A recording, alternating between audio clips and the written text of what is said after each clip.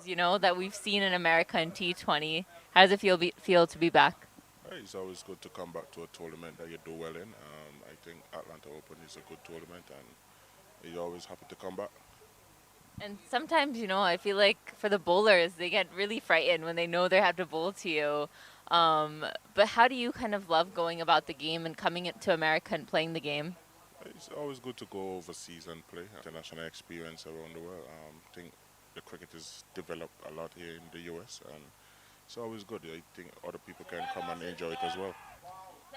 And then you've also seen Atlanta Open, develop over the years. The old grounds, didn't have the proper wickets. So playing at these new facilities, what do you think of the growth of the tournament? Yeah, I think the facilities is very good. It's kind of only get better from here. I think the pitches are good. It's good to play on good cricket wickets, and I think Atlanta Open and the guys that put on the tournament is doing a good job. Okay. And now I know you guys are playing Kingsman X, so pretty much brothers playing brothers. Kind of what do you think of it? Yesterday, the game didn't go quite your guys' way, went down to the super over, but it ended a result in a loss for you guys. But throughout the tournament, you guys have been playing really well as yourself. Yeah, we think we have been playing some good cricket. Yesterday is just unfortunate that we didn't get over the line, but today is another day. Today is another opportunity that we have to go there and showcase our talent, and we're still going to go and play hard cricket. And lastly, some quick rapid fire favorite food. I would say cuckoo and fish. Okay. Mountains or beaches? Excuse? Mountains or beaches? Which one do you prefer? Beaches. Okay. Favorite place in America? Miami. Miami. Okay. And then favorite place, to visit. I would say Antigua. That's my home. It's the best place in the world. Best place is being at home. And then favorite food when you come to America. It's not really a favorite. I just enjoy local cuisine. Well, thank you so much and all the best.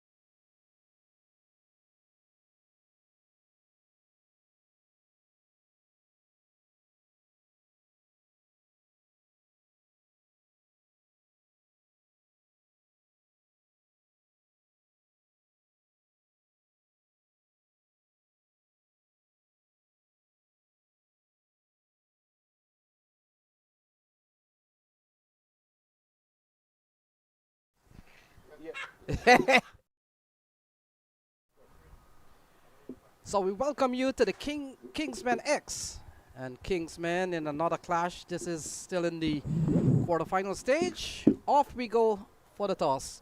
Over to Shaw Faisal. It's toss time for the second playoff. A place in the semi-final is up for grabs. And we got the two Kingsmen side, the Kingsmen X and Kingsmen. Both the skippers have lined up. Tejinder has got the coin. He will give it a flip. Saad will call. Heads is the call. Kingsman has won the toss. Saad, what are you going to do, buddy? He's a batting first. You've had a great tournament so far. A little bit of hiccup in the last game. What do you make of conditions today? This condition is a little bit slow, so we just try to make a good total, like 140, 150 runs, and just our team, the other team is also our team, so we just this game is funny. Okay, but the place, the price is semi-final, a place in semi-final, so it's still a big game, although it's the same franchise. Yeah, the game is very big, but we played is properly. The game is good going, and we just try to perform very well. And what's happening with Hamad Azam? Just a little bit niggles. That's the reason he's resting for this game. Ahmad and Zia, so Aliyar Khan and Hasib Azam is playing. Okay, Saad, well done. Have a good game. Tajinder, what you've done if you had won the toss? We also want to bat first because wicket is dry and like fourth inning is always tough, maybe ball turns. So we also try to bat first if we won the toss. But you had plenty of cricket in these conditions now. You pretty much have a good idea what to expect. Yeah, very good idea, and we know the other team as well. So we'll try to give our best and just want to beat them. Okay, and any team news, any changes? No, we are play with the same team. Same team. All right, Tajinder, go well. Well, the news from the center is that Kingsman has won the toss and they have decided to have a bat first. Play. Rakim Cornwall out in the middle, and it looks like Noor Uddin at the other end. Welcome, Shaw Faisal. Very warm welcome, Lenny, and very warm welcome to you to Atlanta. First time together on the mic today. You reached earlier in the morning and was well in time for the first game. This is the start of the second game. Ghulam Mudassir with a trial run-up. We're slightly ahead of time. This is the feature of this tournament. There's been a few occasions where everything has been set and ready, and all of us had to wait for the clock to tick over to that 2:45, which is the starting time, and which has happened just now. So you'll hear the call of play from the umpire. Big Rakim Cornwall. Jumbo is in the middle. Little and large, Ahmad Alam is at the non-striker end, and it's Ghulam Mudassir. So here's the first ball. Ball sliding down the leg side or taking on the body there. And Shaw Faisal, very important fixture, as we saw the Knight Riders United already advancing to the final four. Yeah, so 3 places are sorted, and one of these teams will join them. Atlanta Fire and Clarion Eagles. They were the ones who qualified automatically after the group stages, being the top 2 seeds. And in the morning we saw Knight Rider United putting up a dominant display with bat and ball to advance through. Big prize on offer for these two. So a couple of very pacey delivery here from Mudassir. Started pretty well, and he's gotten Rakim pretty quiet for the time being. Yeah, and he's just got him in a tangle on the previous delivery. Big Rakim Cornwall, generally he means business from the get-go. Yeah, we've seen a couple of balls into the rib cage of Rakim Cornwall. Hasn't been able to score, so very good start from Ghulam. And Shaw Faisal, when you look at the X team, they come heavily prepared with some heavy artillery from the fast bowling side. Look at that pacey ball again, but helped along the way. And the first run come off the bat of Rakim Cornwall, and it's gone for a maximum. Well, he just helped it on its way. The angle from Ghulam Mudassir was towards that leg stump, and all Rakim Cornwall did is use the pace, He has plenty of power. He didn't have to use any of it on that occasion. Not to say that he won't bring it to use in his innings, but the line certainly wasn't right from Ghulam Mudassir. He's got a square leg back, but it went fine. Yeah, you get the feeling also, Shaw Faisal, that Ghulam Mudassir is concentrating probably on the body of Rakeem Cornwall, probably trying to cut the swing zone of the right-hander. He's just very wary because the margin of error is so little against this man. So into the offside, finds the gap, running up towards the cover boundary, and that will run away, hits the ropes, and that's gone for 4. A slow delivery, early doors from Ghulam Mudassir. Too much room on that occasion. Rakeem Cornwall has run up to the non-striker end and stayed there because he wants to change the below. Yeah, he's done that a couple of times in this series already. He's played a shot or two. In fact, he's sometimes only play one shot. And he's asked for another 2. That looks like a toothpick in his hand. Yeah, and it doesn't matter what they come out with. He's here to hit the ball out of the park. And he has done so effectively well. I recall during the just concluded CPL tournament, Shaw Faisal, I saw a little clip with Andre Russell, and they asked him what he does, and he said he hits sixes for a living. And Rakeem Cornwall does the same thing pretty much. Better ball. This has been very good bowling from Ghulam Mudassir. He's been able to keep Rakeem Cornwall quiet from hitting the ball out of the park, but there's 10 in the over so far. Yeah, that's the second time he got hit in that area. Pretty close to the bread basket. Little bit of movement in. Have a look at that. Good line, good length. Probably did. And you've got to like the line here of Mudassir. He's trying to really take the swing out of Rakeem Cornwall. He's angling the ball into the rib. And so far we've seen 3 dot balls. He's done that. 6 and a 4 of the over still. The over's gone for 10. Oh, another good delivery. He's asking the question. Not out, says the umpire. 1 gone is 10 for no loss.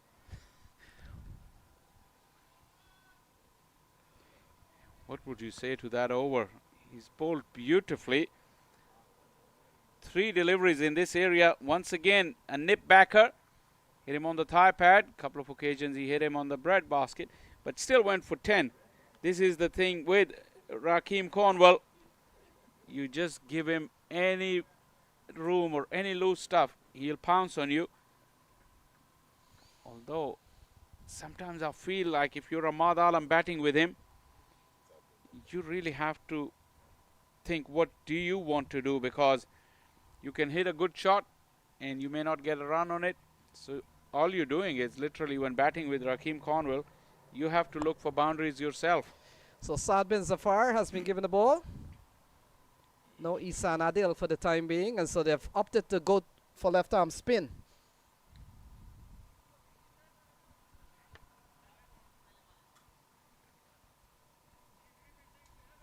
So Ahmad Alam, the man on strike. We've seen 10 off the first over, 6 and a 4 off the bat of Rakeem Cornwall.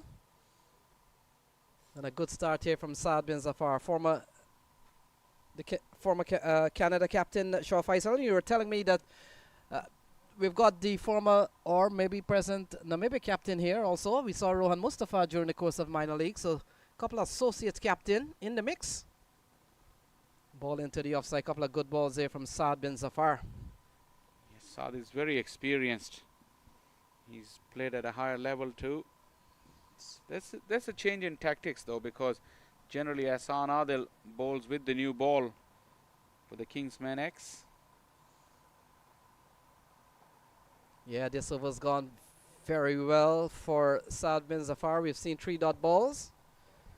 Trying to make up for an over that has gone for 10 from Ghulam Mudassir. And so far, Kingsmen having won the toss, electing to bat. Things have gone 10 for no loss. We're into the second over. And look at that, another tidy delivery here from Saad bin Zafar. He's dropped onto an immaculate line and length straight away. Ahmad is a very good player of spin. He does possess power of his own too, but credit to Saad so far. He's kept him quiet. Cut away into the offside. Has he found the gap? Yes, he has. And that's gone away for 4. Lovely shot off the back foot from Alam. Give him width. Give him some length. And that's 4 runs. It's not much of a gap down on that side, square of the wicket on the offside, but Ahmad was able to find it. Look at that. Those two fielders pretty close to each other, threading the needle. Ahmad Alam, good player of spin. Yeah, the second over comes to a close. A good one here from Saad bin Zafar. Only 4 conceded. 2 gone. It's 14 for no loss.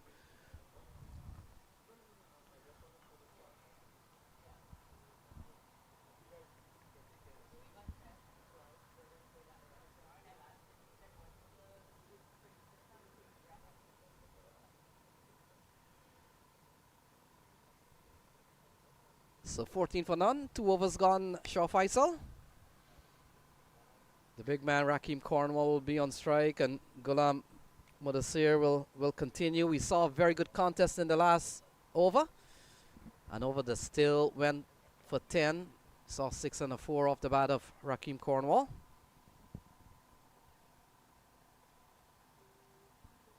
Oh, look at that. Into the offside and gone. So Rakeem Cornwall looking to ramp it over the keeper's head. Doesn't succeed, and in the end, a catch for the keeper, and Rakeem is gone. 14 for 1. Yeah, look at that funky little scoop or ramp, but it was taken, and the wicket has fallen. So this is a big one for the Kingsmen X. The gentle giant Rakeem Cornwall has departed without doing much damage today, thanks to wonderful bowling from Ghulam Mudassir. And now Kingsmen are 14 for 1.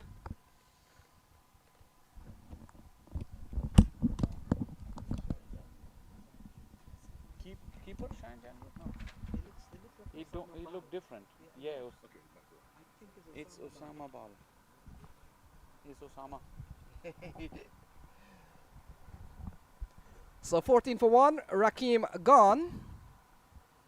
And Ghulam Mudassir has picked up 1. Shaw Faisal trying to go a little bit funky there. And in the end, Osama Bal, the keeper. Typically Shayan Jahangir. Shayan Jahangir is the man with the gloves, but they have gone with Osama Baluch. Osama Bal. So 14 for 1 at the moment. Milind Kumar gets a promotion. He comes out at number 3. And it's really a high position for Milind Kumar, but he's such a capable batter. And he comes in here at 14 for 1. Yeah, he was guiding the run chase yesterday. Almost saw his team over the line. In the end, they had to go to a super over. So we've seen a very good start here from the X. Oh, look at that. Pitched and left Milind Kumar. He doubles at it. And it goes through to the keeper, Osama Bal. It's a no ball though. Ghulam Mudassir has overstepped. And he'll have to pay a huge price for that. Show this little slowly. Slowly, the last one. Little slowly. So no ball delivered by Ghulam Mudassir. And here is the free hit ball. Will come into bowl to Milind Kumar. What a relief from him. Not yet faced a legal ball. So here is Ghulam Mudassir to the free hit ball into the onside, and Milind Kumar is off the mark and running. 16 for 1.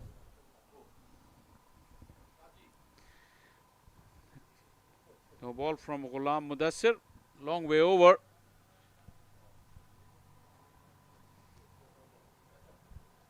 Really gives it his all, Ghulam Mudassir. He's quite pacey. I know the wickets haven't been the quickest here in this championship, although they have gotten better and better as the championship has progressed. Today, pretty decent surface.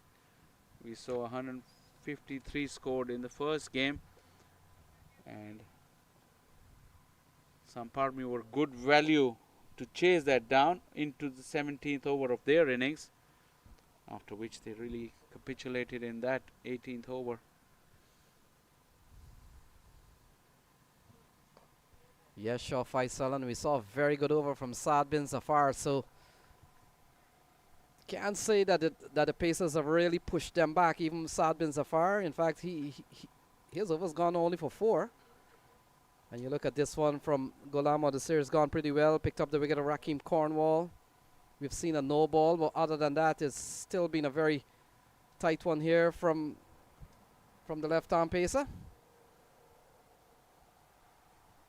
Still a long way to go, and Milind Kumar, you get the feeling that he's come out here with given a promotion, a couple of notches. He usually comes at 5 and 6. And look at that, turned into the onside. They go through for 1. Runs are coming by really some really turn into the offside and onside for the time being. Good stuff here from Ghulam. He's getting a little bit of movement as well into the right-handers. We saw how he tied Rakeem Cornwall in knots in that first over, and this one as well. Thick inside half of the bat, coming with the seam, with the arm into the right-hander. Ghulam Mudassir working hard on the ball as well at the same time. But he's got a very good first-class record as well. Very young still, more than 100 wickets at first-class level. Although, yeah, very pacey delivery, signal wide, and you get the feeling that Milind Kumar, is he suited for a role like this, batting that early? Let's take another look here at this ball outside the off stump. Nice run up there from Ghulam Mudassir, very smooth. So the beginning of it from a side-on angle. Yeah, I get the feeling that Milind Kumar is well suited to come out in the early stages of the innings and try to repair an earlier damage. Still a long way to go. He's more of a touch/stroke play of a player going down the leg side. Osama does well to probably prevent 5 wides. Both Osama and Ghulam Mudassir and Bonner now suggesting to the umpire it did clip, and the umpire has changed his decision. Now to the dismay of the batter, he didn't like it. Hard to please everyone here. Look at the reaction from the bowler first, and then the keeper, and then Bonner as well. There you go. All in synchrony, one after the other. Yeah, in the end, it's rule or dot ball, so still a very good over here from Ghulam. He's only given up 4. This has been another tidy one. And he runs in with the final ball to Milind Kumar. Oh, that's a lovely strike from Milind Kumar. Gone for a maximum. Don't worry about the wides, Milind Kumar says. And now he has something to say to the umpire as well, but he had plenty to say to Ghulam Mudassir. What a strike that was. You'd have to say right in the slot, but right off the meat as well. Look at it go. Almost on to the second field. 3 done, 24 for 1.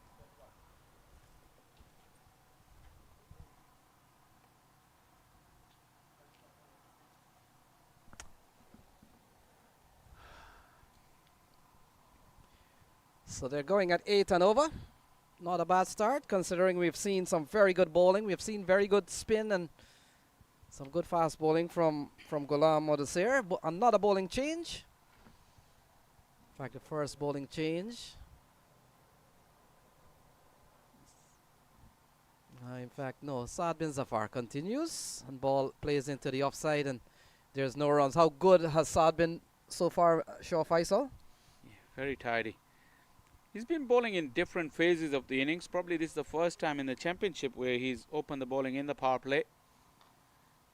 Like we said, Ehsan Adil, Ghulam Mudassir, Akhtar Shah, they got a trio of fast bowlers, and then they got the medium pace of Hassan Mohsin as well. But Saad, yeah, doing a very good job inside the power play. Yeah, he's bowled 8 balls already. He's only conceded 4. Now look at that, into the offside. That's gone. So that's the end of Ahmad Alam. And Saad bin Zafar strikes is 24 for 2. Yeah, the pressure was building, and Ahmad Alam thought he needed to do something about it. This is one of his shots, the in-to-out drive over extra cover. Probably the ball got stuck in the pitch a little bit. Saad was varying his pace very nicely. And the catch was nicely taken by Hassan Mohsin. He's also a safe pair of hand. Ahmad Alam gone without contributing much. Kingsmen are at 24 for 2. We might finally have a look at this.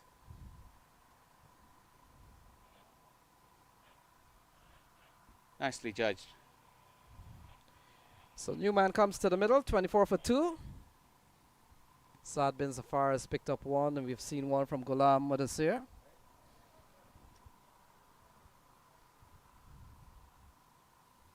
So Saad Ali is the new man in. And he comes in here, Shah Faisal. We've seen a couple of wickets fall already. And you get the feeling that with 24 for 2, pressure on the Kingsmen team, Milind Kumar and Saad Ali out in the middle. They'll have to play very good hands here out there. Yes, Saad Ali's he's been in red hot form lately.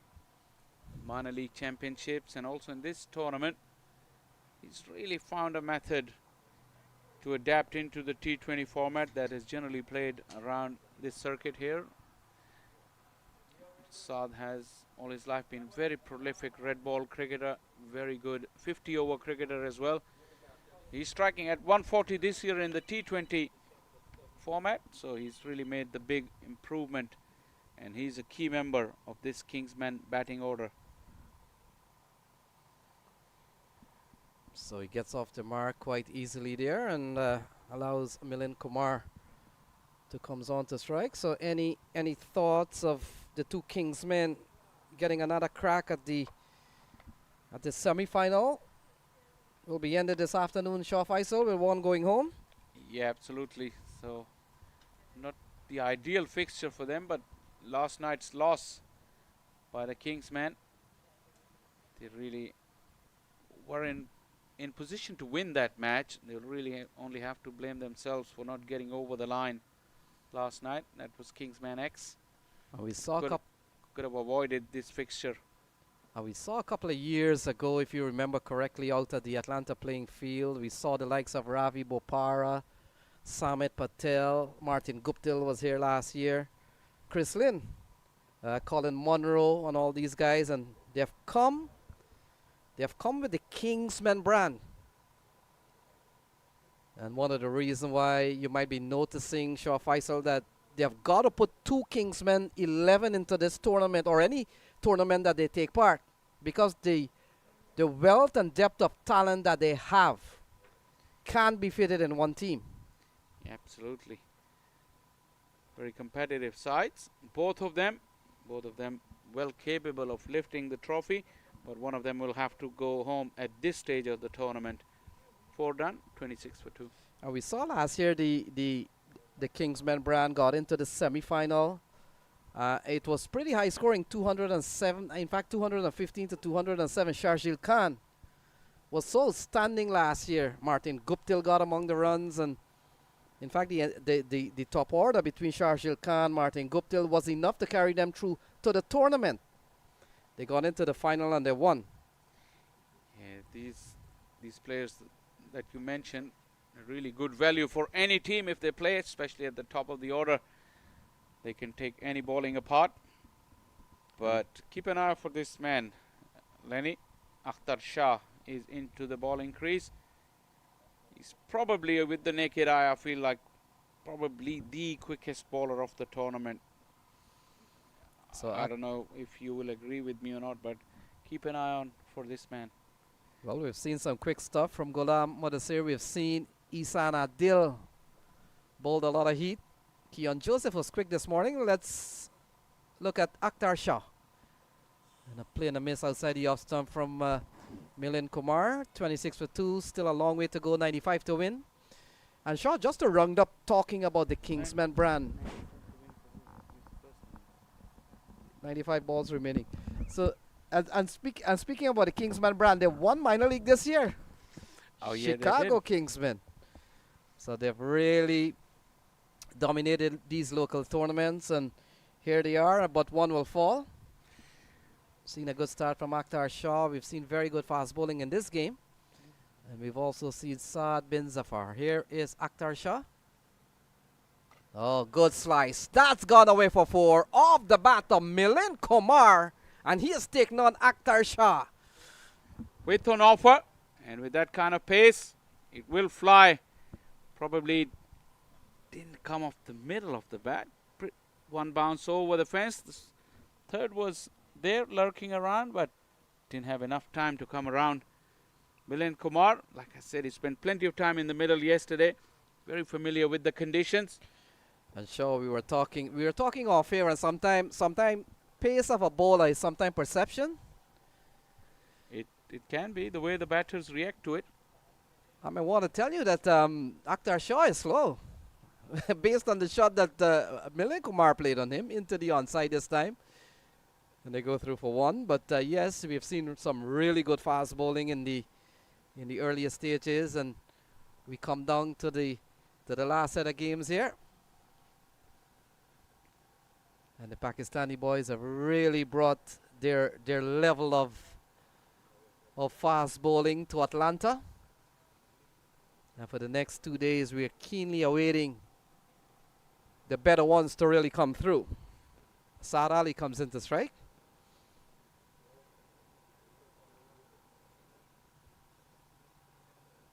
Oh, flicked away. That's a lovely shot. Over square leg. And that has gone away. We'll wait and see. Gone for 4. Another lovely strike from the Kingsmen batter. Just the minimum of effort from Saad Ali. Just the roll of the wrist. A leg stump half volley, yes. But the grace and poise and the balance of Saad Ali was top class.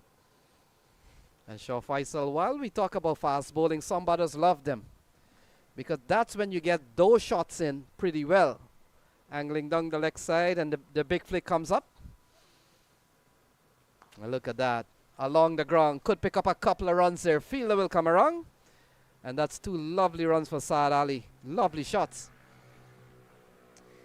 Yeah, once again, great piece of timing.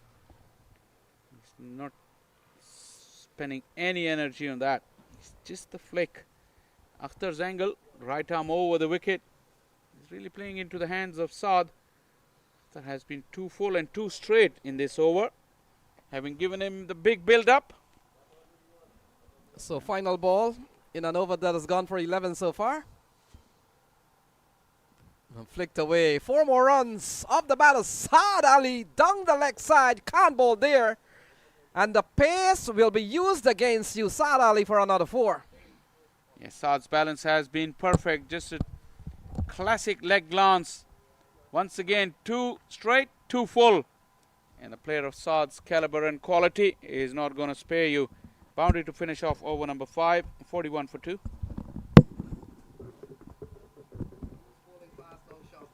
Yeah, he was bowling fast, but it's wrong lines. Inaccurate fast bowling is.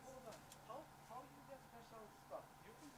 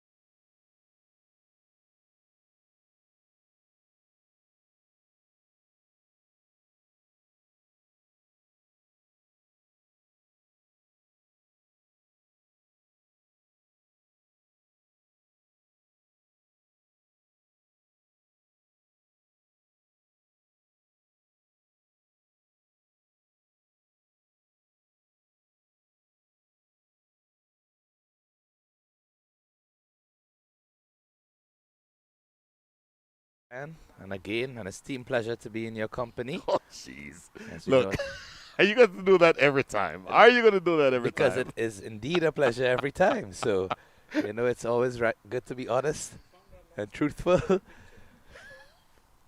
Excellent game we have on our hands here.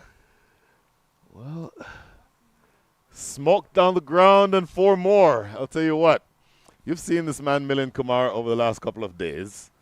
You saw him, what he did in the power play at the back end, at the end of the game last night to send the game into a super over. And he's now in a hitting mood, it looks like. 49 for 2 is your score. Milind Kumar is make that 21 from 11 balls, faced 3 fours and a 6. Yeah, wonderful looking shot there from Kumar. Certainly got enough height and elevation to go over that fielder at the mid-on region and spread along the lush green carpet here at the Paramviri Sports Complex. Really wonderful conditions for batting. By the way, we never did announce as the players jog through for a single who the new bowler is. It's going to be Umair Khan. Left arm orthodox replacing one left arm orthodox replacing another. Former Canadian captain Saad bin Zafar is the man who opened the bowling from the northern end of the ground. Umair Khan being treated a little bit rudely here. 9 runs from his first 3 balls.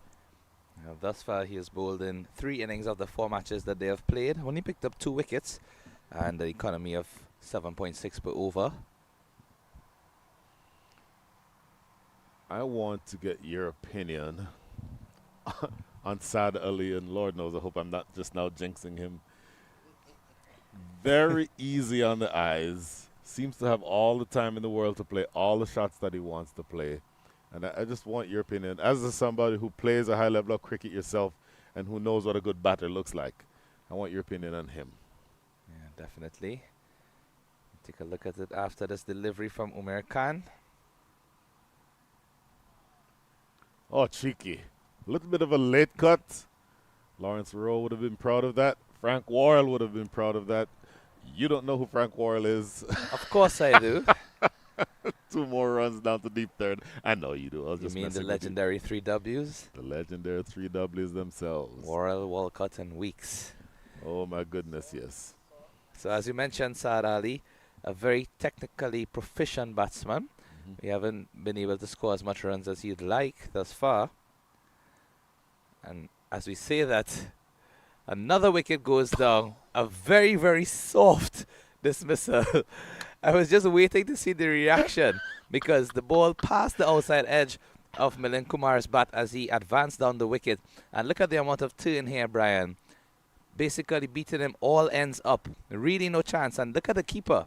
He just waited to tip the beers. And Milind Kumar didn't even bother to ground his bat. He was just resigned to the fact that I'm out.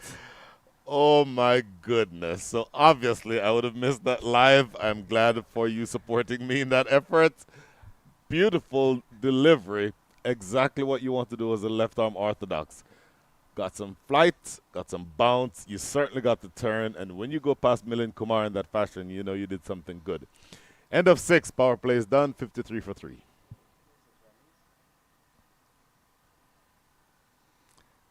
New batsman in. It's Ramiz Raja Jr. Of course, the junior indicating that he is in fact the son of the great Pakistani cricketer Ramiz Raja. Is that so? I don't know if it's the same one. And I've never gotten full clarification on that. Good. That's My why default I position- said I'm just confirming if it is. Do not want to speak with any authority there. Sure, But and you sounded like you needed the confirmation. of course. And I know with your vast experience Oh, and knowledge of these players, definitely you would be one to give us that indicator. Interesting. Now we seem to be making a change. Are we changing keepers? Okay, so beforehand, I think there It was an was- injury to his finger. oh man. And he's just indicating, he's pointing to there actually. You can actually see his thumb looks bent. And it seems painful indeed. Hope it's not too serious. So Osama Bal, interestingly, when we received the team sheets, we were told that Shayan Jahangir was the keeper. Shayan Jahangir, somebody who I know very well, who is from Houston and who is also on the USA cricket team. Very handy wicketkeeper batter. These days plays more in the field than he does behind the stumps, but more than capable. So unfortunate that Osama Bal has that injury, but you're not losing anything by putting Shayan Jahangir behind the stumps. Yeah, well, most certainly we saw him wicket keep one game. He was in the outfield another game. And on both occasions, he did really well. So by all means, he's very proficient as a fielder. And we all know his amazing ability as a batsman, which we'll see featured in the second innings of this encounter. Oh my goodness, yes. So this is partnership was actually developing into something special. It appeared to be anyway for a while there. Partnership for the third wicket was worth 29 runs, but since that has been broken, I have to do something different here. Now this is interesting, and I heard the esteemed Shah Faisal say that this man, Akhtar Shah, is the quickest in the entire tournament. Interesting. I don't know yet that I have the let's call it the the sample size to be able to declaratively state that. But I find it interesting that he generates a tremendous amount of pace from a very, very slow run up. Remember the other day we were talking about how to generate pace versus speed versus shoulder? He's more a shoulder guy. Definitely. And one of the things that I, in fact, researched after observing Akhtar Shah's delivery stride and momentum, take a look at it here. You can just see a very casual jog to the wicket, but look at the pace. Mm-hmm. He's definitely generating a good amount of steam for such a easy run-up, as you would say. And one of the things that the physios and different sports therapists advise is that, in fact, some of the power can actually come through your legs upon delivery, because they were indicating that in modern day, many fast bowlers, you don't see them hustling to the wicket as you would have seen back in the day when you were blistering down with speed with your left arm pace, sprinting to the wicket, as I'm sure. And these days you see bowlers with a very casual sort of run-up, but generating just on or around between that 70 to 80 miles per hour region. That is really interesting. So I would say he's sufficiently warmed up now. So anything you see from him from the rest of his spell, as this is crashed away through backward point, it's going to be close to the boundary. Oh, good work on the boundary there. Good diving stop. I believe that's Saad bin Zafar, in fact, that's Umar Khan. A good long sprint and saves a couple of runs. Excellent fielding attempt. As you can see, that delivery was full and wide, driven nicely just past that field that point, and just out of the picture now he's entering. Oh, really good stop there. Could have been awkward indeed. In fact, he got his hand to the ball and it went in between his legs, hit one of his boots, but thankfully it stopped before it went to the rope. By any means necessary. Ramiz Raja plays this one well, dropping it down to short third for a single. I am interested, as I said, in your opinion on Saad Ali. I'm also interested in your opinion on Ramiz Raja Jr. because the runs that he scored recently, meaning throughout the minor league playoffs last week and this tournament so far, are not for me an indicator of the player that he is. Well, similarly for both of these batsmen, as we said, Saad Ali, unfortunately not getting as much runs as he would have liked in this tournament thus far. Only 40 runs in the 3 innings with 1 not out. That's a very wide delivery. And with an average of 20, it certainly doesn't speak to his ability, because the way he shapes up, the way he sets himself whenever the bowler is approaching, and you can see an example of that here. Very composed, very calm, and even in that instance, I think, unfortunately not connecting with that delivery, but sometimes it's not about your ability or your technique, but your confidence and your mental strength. And as you mentioned with Ramiz as well, his scores have not been reflective of his ability, so probably just going through a difficult patch. Slash and a miss outside off. That was good carry through to the keeper. So I'm not quite ready to be where Shah Faisal is to say he's the quickest in the tournament, despite his first name being Akhtar. And I would not be surprised to know that that's why he was named Akhtar, after the great Shoaib Akhtar. For my money, the quickest bowler in the 90s and early 2000s. But he does generate a lot of pace and got some good carry on that last one. 1 ball remaining here in over number 7.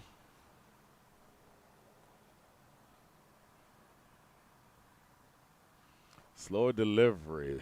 All the time in the world, though. Saad Ali playing it into the deep. Square leg cleans up.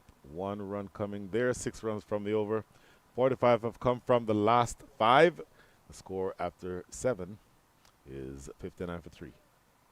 So you can see just even with that delivery, Brian, a low full toss, and normally a batsman who is in form would have easily dispatched that to the boundary, whether it be in the backward square or the deep mid-wicket region.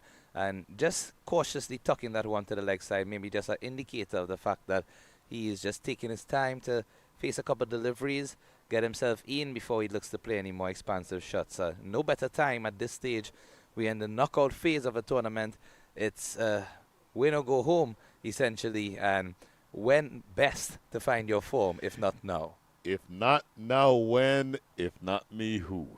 So these two batters are probably, I would say, the last two, and this sounds very strange, but the last two out-and-out batters. Everybody else comes after is combination batter-bowler. I would imagine that you'd see Hamad Azam next. I'd imagine that you'd see the other hitters later. This is played down to square leg for a single. But I would think that this pair would want to set a platform, put together a partnership of around 45, 50, and then you take the game into the back end of the innings. So the blasters, the Hassan Khans, and the captain Hamad Azams, and the not Omeda Saif, I'm sorry, Said Anwar Ali. Those are where your big hitters are going to come from. But this pair needs to set the target or set the total. Absolutely spot on there with that analysis, Brian. As you see, a close attempt at a run out. A very strong throw, but not close enough to trouble the wickets or the batsman.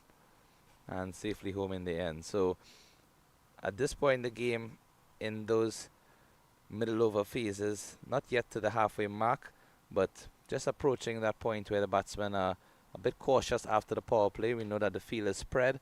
The field is more along the boundary, so instead of seeing that ball running away from the inner circle, might see more ones or twos until they get those errant deliveries to put away. Off the back foot in the air, one bounce to deep mid wicket.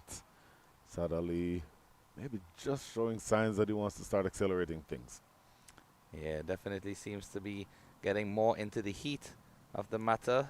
Faced 11 deliveries already, and he's on 16 at this stage. Just 2 fours, healthy strike rate, and I'm sure he'll be just looking to get some confidence to gather as he increases his momentum in this batting innings. Boy, beautiful delivery. Similar to the one that got Milind Kumar, angled in from around the wicket, bite and turn going past the outside edge. How many times have we seen that this tournament, Brian? Look at this. Flying turn, bounce, a left-hander's dream. Left-hand orthodox, that is. Yes, that is an unplayable delivery. And you saw Milind Kumar, who's a brilliant player of spin, saw him dance down the track and miss that turning ball completely. Speaking of dancing down the track, Ramiz Raja launches one to the northern end of the ground over the side screen for 6. Yeah, I think that ball actually went into field number 6, if I'm not mistaken. As you can see, it went easily over the side screen. Thankfully safe from our cameraman up there. Yes. He's a very able cricketer himself. I'm sure he would have taken a catch if it came to him, but I was right. Over into field number 6. And my word, what a lusty blow, but an excellent example of how to use your feet when getting to the ball and striking it cleanly. 68 for 3 after 8. Lovely, lovely looking strike. And if you come out, you need to come out all the way. Milind Kumar came out, didn't quite get to the pitch, and that bite turned right past him. Here Ramiz Raja shows that he can get to the pitch, and when you get to the pitch, play through the line, not hitting across the ball, not trying to go to long on. That's exactly how you want to play that shot. Very true. And many times when batsmen are advancing to bowlers, right before they play the shot, they tend to lose their shape a bit. Sometimes either the head just lifts a little bit and the balance is a bit off skew. That leads to the ball being skied in the air, miscued, mistimed, and could potentially lead to dismissal. But it's always about maintaining your balance, keeping your head still when striking the ball, as we saw in that execution of that maximum in the previous delivery. So as you listened to my spot-on analysis of how to play spin bowling, you would think... I know it comes from experience. Have you ever heard the phrase, those who can't do, teach? I can tell you the right thing to do. I was just never able to do it in practice. But you see here, by the way, Sadbins are far now. Switching ends coming from the southern end of the ground. Cut away into the deep and goes away for 4. So easy on the eyes, Sad Ali. It's the battle of the Sads. Round 1 goes to Sad Ali. Excellent shot there from Sad Ali. Just waited on it. Nice, stepped in back and across and cutting away for 4. There is a fielder out at deep cover. Had to be mindful of where he placed it. And rightfully so, got the 4. Good looking strike. Coming toward us here. A lot of work for the fielder in the deep in front of us here to do. That is a good piece of fielding by Osama Bal. It's good to see that he's still on the field after taking off the gloves. It may have been an impact injury while he was keeping. You know, sometimes the ball can hit you very awkwardly, maybe just on the top of the finger or the side, and better safe than sorry. As a keeper, he would have to be catching the ball more often than if he's in the outfield where he can pick it up from the ground. Well, when he was walking off, and you highlighted this, that left thumb seemed to be sticking up at a really awkward angle. I was afraid that it might have been fractured, but I would imagine that it's not fractured since he's able to be on the ground, in the outfield now. Shehan Jayasuriya with a little bit of a kick. Shehan Jayasuriya, who can officially be the body double for Chandapal Hemraj. And in fairness to your defense, Brian, you were not the only person who mistook the identity of the two. In fact, a couple of the other players are on the ground. I thought they looked very similar, when, especially when they have the hat and the shades on and you can't see the face. Exactly. Pulled away into the deep. Not Shehan Jayasuriya, not Chandapal Hemraj, not anybody is going to get that one. Goes away for 4. Lovely shot there again from Sad Ali. Using the turn, waited for the ball and executed it to perfection. That's really a very easy shot and one that all batsmen would enjoy, where there's no real risk involved. Interesting, as that's played down the ground. I don't know if we can get a replay on that, but it looks like he delivers this from about 24 yards. From behind the stumps is what it looked like to me live. Don't know if we have time to go to that replay, but breaking out all of the different... Actually, no. So I may have gotten that wrong, but it just to the naked eye looked like he was much further back than you'd ordinarily think. Ooh, paddle sweep, Ramiz Raja. That's a good-looking shot, and that's going to run away close to the boundary. I think he just pulls it back in time, but he gets 2 more. And even with that innovative shot, Ramiz Raja still showed some class and technique, because normally you see those innovative shots played with all sorts of flavor and essence, but Raja on this occasion, a very nice, delicate paddle sweep. Runs close to the boundary, the fielder gets there in time, hand touches the ball now, feet are inside, and he's good. Tell you what, that's a good piece of fielding. Good run and a stop by Hassan Mohsin. End of 9, 81 for 3. You see a lovely pan view of the Paramveer Sports Complex. Runs are flowing at such a premium that they went off the charts. The chart disappeared because the bowlers are ready. Getting through their overs quickly. Trouble here. There's no way. Oh my goodness, there's no way he ran himself out that quickly. Played to backward point directly to the man. He threw it back in. Where was Sad Ali going? I'm still in a bit of shock here, Brian, to be honest, because he played it straight to the fielder, took off immediately, and the non-striker didn't seem to budge at all. You can see an excellent throw, it must be said, however, and great work from the wicket keeper. Yes. Because he took that ball in front of the stumps and was quick enough to turn and hit the wicket, because if he was in fact behind the stumps, the batsman might have been home. A very close encounter, but he walked off with ease. I think he knew that he was out. You would have seen Carl Hooper. You were probably, I don't know, 5 years old. Carl Hooper used to frustrate us West Indies fans in that he was doing everything so easily. Runs are flowing, looks in total control, and then gives it away in some fashion. And that's the first thing I thought of when I saw this. Under no circumstances should that have been a wicket. That's a bonus. I always recall one of my coaches when I was younger. He used to refer to that same generation of West Indies and Carl Hooper and said that they would have games in their hand and give it away to the other team on a golden platter. Oh my goodness. Sometimes batsmen do the same thing, give away their wickets too easily. Oh, and a beauty there from Umar Khan. The amount of times we have seen a left-arm orthodox spinner get the ball to turn squarely away from a right-handed batsman in this tournament, it certainly shows that they are one of the trump cards for any team to have. Oh my goodness, yes. Reverse sweep over the top of the fielder at slip. Seems disinclined to go after it for some reason. And they'll get a couple of runs. Ramiz Raja wanted to steal a third.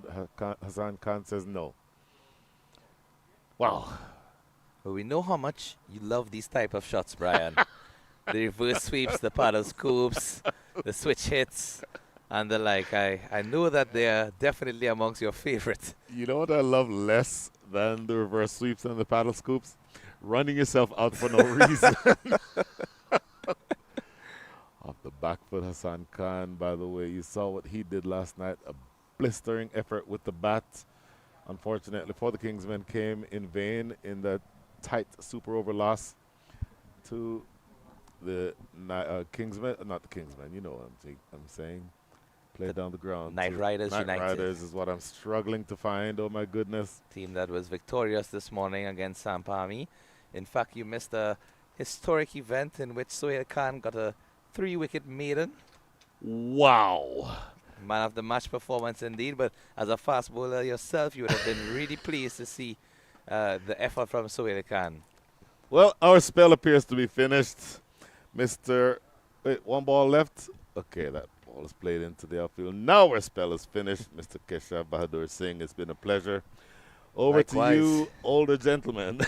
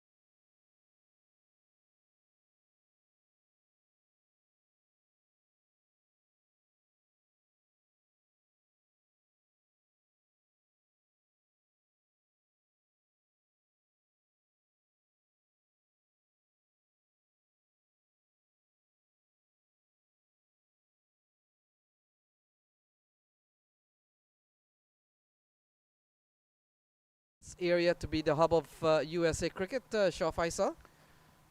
I'm glad you mentioned that because a lot of cricket for the national side is coming up in that region. The Grand Prairie will see USA hosting Nepal for a series of 3 T20Is, and then ICC Cricket World Cup League 2, the Tri-Nation series of 50-over cricket. Oh, that's stroked well over the offside from Hassan Khan, and is gone for a maximum. Yeah, 2 full on that occasion. Hassan Mohsin, his kind of pace and variations, at times he tends to get a bit predictable. And like I said, Hassan knows every trick that Mohsin has got, and he really capitalized on that one. So far, Hassan Mohsin has gone pretty cheap for his 10 deliveries, just the 12 runs. But watch out now. So 38 balls remaining, make that 37 now, and we come down to the 14th over. Shaw Faisal, 1 century in this tournament so far, off the bat of Shihan Jayasuriya. And then we've seen some, we've seen 10 50s or 10 half centuries, some big ones. We saw 87 from Shayan Jahangir. We saw 76 from Chandrapal Hemraj. They both will be action, Jahangir and Jayasuriya, later on in this run chase. Mohsin closes out the over with a quiet dot. 14 gone, 110 for 4. Then we also saw Stephen Taylor has been given the captaincy of the Fire this year, or this time around. 65 for him at some point. Joshua Trump, Mohammed Mohsin, Ritwik Behera, Rakim Cornwall, Norman Anwar, Naeem Iqbal. They have all scored half century. The batting has been difficult in this year's Atlanta Open so far. Like I said, today probably the best batting day in terms of the conditions. A few other fields, field 3 was pretty prolific for the batters. Field 2 with short boundaries despite the difficult pitch. Saw some big scores, but this field 1 really has been tough for batters, and like I say, when I say it's the best batting conditions over on field 1 today for the tournament. So Zia continues, straying down the leg side, helped away by Ramiz Raja. He goes up to 25, it's 115 for 4. Yeah, boundary in every over from here could really propel the Kingsmen to that 10 and over from here till the close of the innings. That really will set them up with a good score in and around 165. That'll be formidable. So this partnership has gone up to 34. We've got 34 balls remaining. Away Zia. Oh, into the onside. Gone a long way. Gone for 6. And again, Ramiz Raja finds the boundary. It's 121 on the board. Yeah, the problem with part-timers like Awais Zia, can get away with an over or so, but then they become very predictable. And now first the low full toss was carted away, and this time it was right in the slot for Ramiz Raja. Look at that big back lift, and even with one hand he's put it away. Almost a 65-70 meter hit in that direction. So 2 6s and 1 4. That partnership has gone up to 40. Zia again, and this one full toss and tongued out of the ground again off the bat of Ramiz Raja. It's 127 on the board. Yeah, another full toss at this pace. Ramiz thought Christmas has come early. He only had to pick his spot, and no sweeper would be good enough to catch those, because these are big hits from Ramiz Raja. So this over's gone for 17. And he's not done yet. Another 6. Another 6 for Ramiz Raja. He goes into the 40s. He goes up to 43. 133 for 4.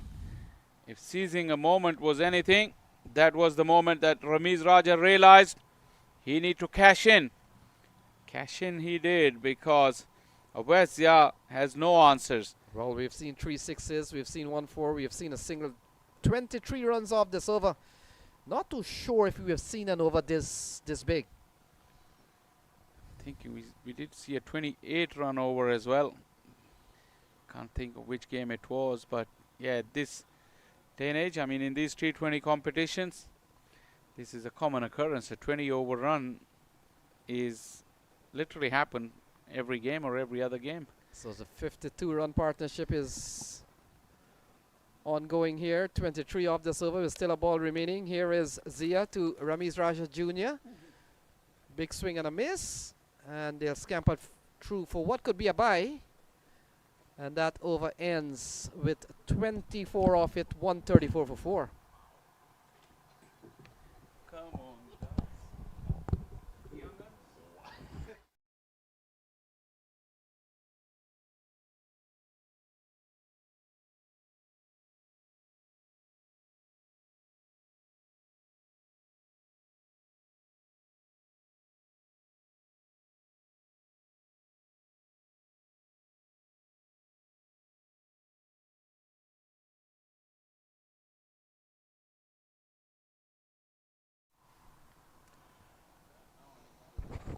Keshav Bahadur Singh, I have developed the skill over the years to jinx people with precision.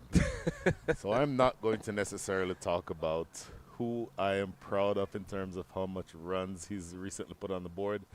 Let's just say that this partnership that is worth now 53 runs and counting is a really impressive one being developed. Well, most certainly, right before we took our leave after the initial spell in the commentary booth, we noted that Ramiz Raja was just taking his time to get settled into the innings, a very cautious approach at the beginning. However, since then, you have clearly seen some fireworks, Brian. I mean, even though it's brilliant sunshine out here, as we're live from the Paramveer Sports Complex, you've seen the ball being hit to all parts of the ground, from field 1 to 2 to 3. And it just goes to show you what an exciting encounter we have on our hands. The Kingsmen against the Kingsmen X, 134 for 4 after 15. How do you think the next 5 overs are going to pan out? What a platform. Earlier, remember me talking about the fact that they needed to set a platform. The platform is well and truly set. And I heard when Shah Faisal was talking, we missed this, or I missed this because obviously I had an errand I needed to run. So I missed the fact that the captain Hamad Azam is not in the lineup today. Apparently Hassan Khan is in the is in that chair. But Hassan Khan and Ramiz Raja, having put 53 runs on the board, would have to feel that they have the type of platform that they can launch from. And they're sprinting back for 2 here. That is good work. And more to the point, I mentioned his name earlier, Anwar Ali Khan. You've constricted the innings now to 29 balls. So if this pair stays there, expect them to keep hitting. But when the next person is out, and expect Anwar Ali Khan to come in and aim for the fences, they are really setting a platform here for a score of 190 or above. Yeah, very well said indeed. When you have a base such as this, when you have 2 batsmen at the crease who are striking the ball cleanly, and you still have a couple more to come, with 6 wickets still in hand, 5 overs left, 4.5 at this stage, really, you can go for it all. And you see a switch hit already being employed, but he misses it completely. And it runs close to the boundary edge, but doesn't have the legs to go all the way. Batsmen go for 1, come back for 2, but just to add to your arsenal of innovative shots, look at this. If he did not switch, it would have been a wide. In fact, it looked like it was past the pitch, which could have even been a no ball. I If it missed was that off the live. pitch. Your eyes are much better than mine. I would have to ask umpire Brian Kane for an explanation later why that was not given as a wide, because you judge the line of the ball in terms of deciding whether or not it's a wide based on his original stance. So his original stance as a right-hander would, for me, mean that would have gone down the leg side. I'd really want clarification on that. Likewise, because he treated it as if he was a left-handed batsman, given the fact that he completely switched around. Yeah, exactly.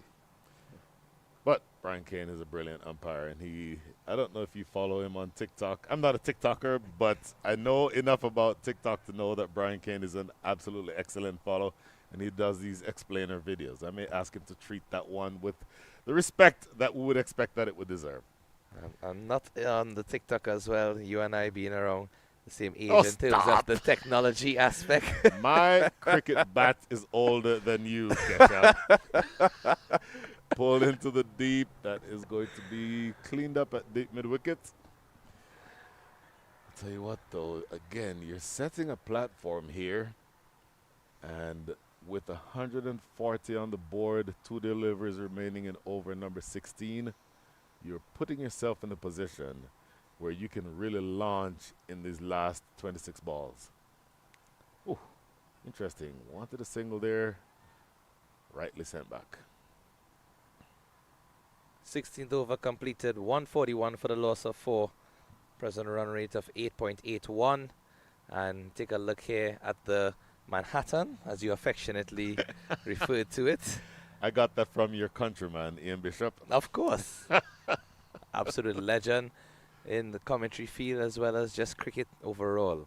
And you see that the 15th over was in fact extreme important turning point for the Kingsmen, given the fact that all of the other overs they did score at a decent run rate, but that 15th over tower essentially just signals the intent for the remainder of the innings and will give them good momentum to finish off what they started.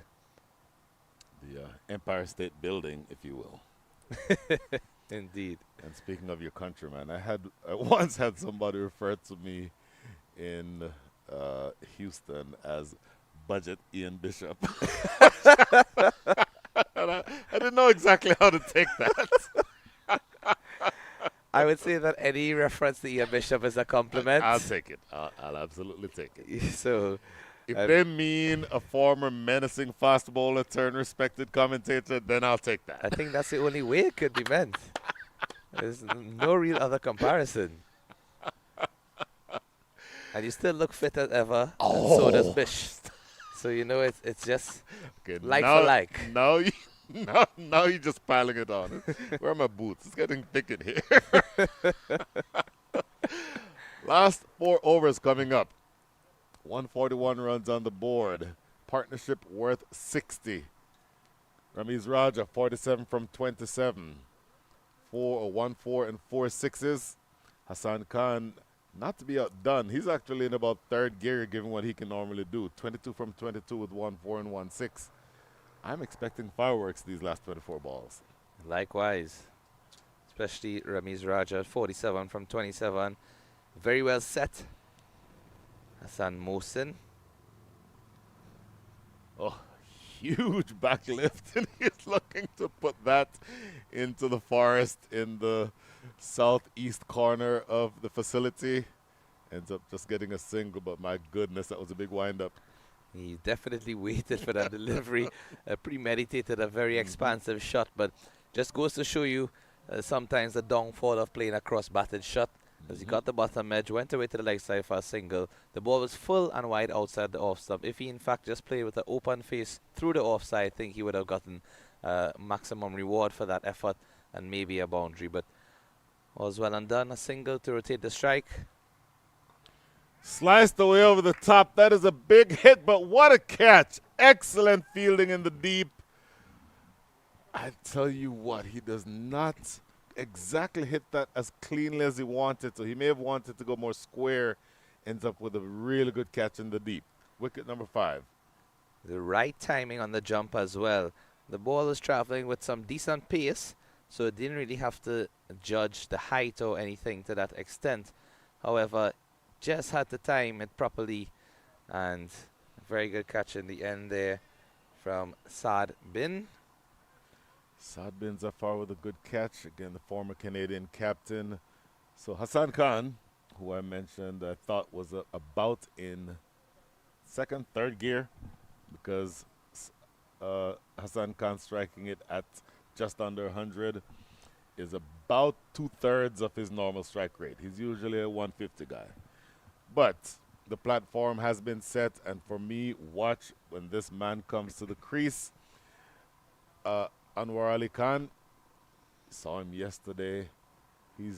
I would call him a bowling all-rounder.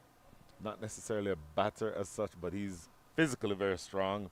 If you stray onto the pads, if you're too full, he will absolutely blast the ball out of the park. So if you are the bowler, Hassan Mohsin, you're going to have to just treat him like a batter. Treat him like you want the ball to be top of off and have it going away, mix in the slower deliveries. You saw him play and miss on about 5 straight slower bouncers yesterday. Interesting times ahead. Tell you what, high front arm. That one played down the ground. Shehan Surya working around from long off, cuts this one off. Good looking shot there. Full and driven straight down for a single. And as you mentioned there, Brian, I think in modern day cricket, there's no real distinction between bowlers and batsmen anymore. In fact, everyone seems to have an all-round role to play, even though they are specialist batsmen. Sometimes might be called upon to round their hands, and likewise with bowlers, they have to have some sort of batting capabilities, even in the short or longer versions. Oh, out of the park. Deep in his crease, and that strike gets him to 50. Absolutely beautiful shot from Ramiz Raja. 54 from 29, 1-4, and that was 6 number 5 that you just saw. Beautiful shot there from Ramiz Raja. Stepped back and across, and still Hassan Mohsin went full and wide outside of the off stump. In fact, I think he premeditated his line because all of the previous deliveries were just within that wide line outside the off stump. So good innovation there from Ramiz Raja, using his feet and just shuffling across the crease, able to connect with that ball very cleanly. And it's now being retrieved from field number 4, that is, field number 3, down in the corner. Well, okay, so now the jinx is off. I can say it. I am so happy that he's had the innings that he has had, because he's been struggling. Again, in the playoffs last week in Dallas, he would hit 2 or 3 clean strikes for 6 and then be out the next ball. And to foresee him put together this kind of innings, and this is top edge, but going even further. Out of the park again, 6 more to Ramiz Raja. In this case, I think your comments have been positive towards him and not any sort of bad luck, because he really is playing a blinder for innings. Ramiz Raja, that ball stood up in the pitch, too short and too slow, and he just waited on it, timed the pull shot to perfection, and got the maximum result. 6 runs added to his score and the Kingsmen as well. Going along very nicely, as there's just 1 delivery to finish the 17th over. Already 155 for 5. And as you were saying before, Brian, they will be looking to get up to that 180 mark. And who knows, with 3 overs remaining, the rate that they are going can probably push even further. Oh my goodness. 8 and over from here takes you to 180. They'd be disappointed if they were only able to score 8 and over the rest of the way. Exactly. Their current run rate is 9.21. So 8 and over from here out would actually be less than what they're currently doing. And I think they just have to continue with this confident display of batting. Wow. Huge swipe, and this is an outside edge, is it? Interesting. Say more. What did you see? Definitely saw that ball missing the bat, missing the keeper, and missing everything except the boundary rope. Wow. So 4 bonus runs. Can you make the argument that that should have been stopped? It's actually Nkrumah Bonner. I missed that when the change was made. He's the one with the gloves on. The 3rd keeper in 20 overs. Let's see here. A bit of a lackluster attempt. You see Hassan Mohsin with his hands outstretched, and even the Nkrumah Bonner with a wry smile on his face. In fairness to him, I cannot say the last time I've seen Nkrumah Bonner make it keep.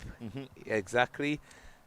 More so a specialist batsman, and in fact sometimes he rounds his arm with some right-hand leg break. Yep.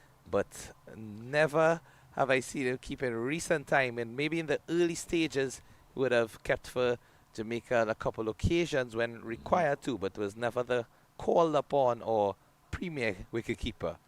I will say this, as this is going to be now over 18. It's going to be bowled by Akhtar Shah. Plays this one late, runs it down to deep third for a single. I told you yesterday that recently I was one of the selectors for the Austin youth team. The primary keeper, I told you I stand back and I umpire, and I watch the kids from there. But one of the keepers got hurt. I was like, you know what? I'll put the gloves on and I'll keep. That looked like me.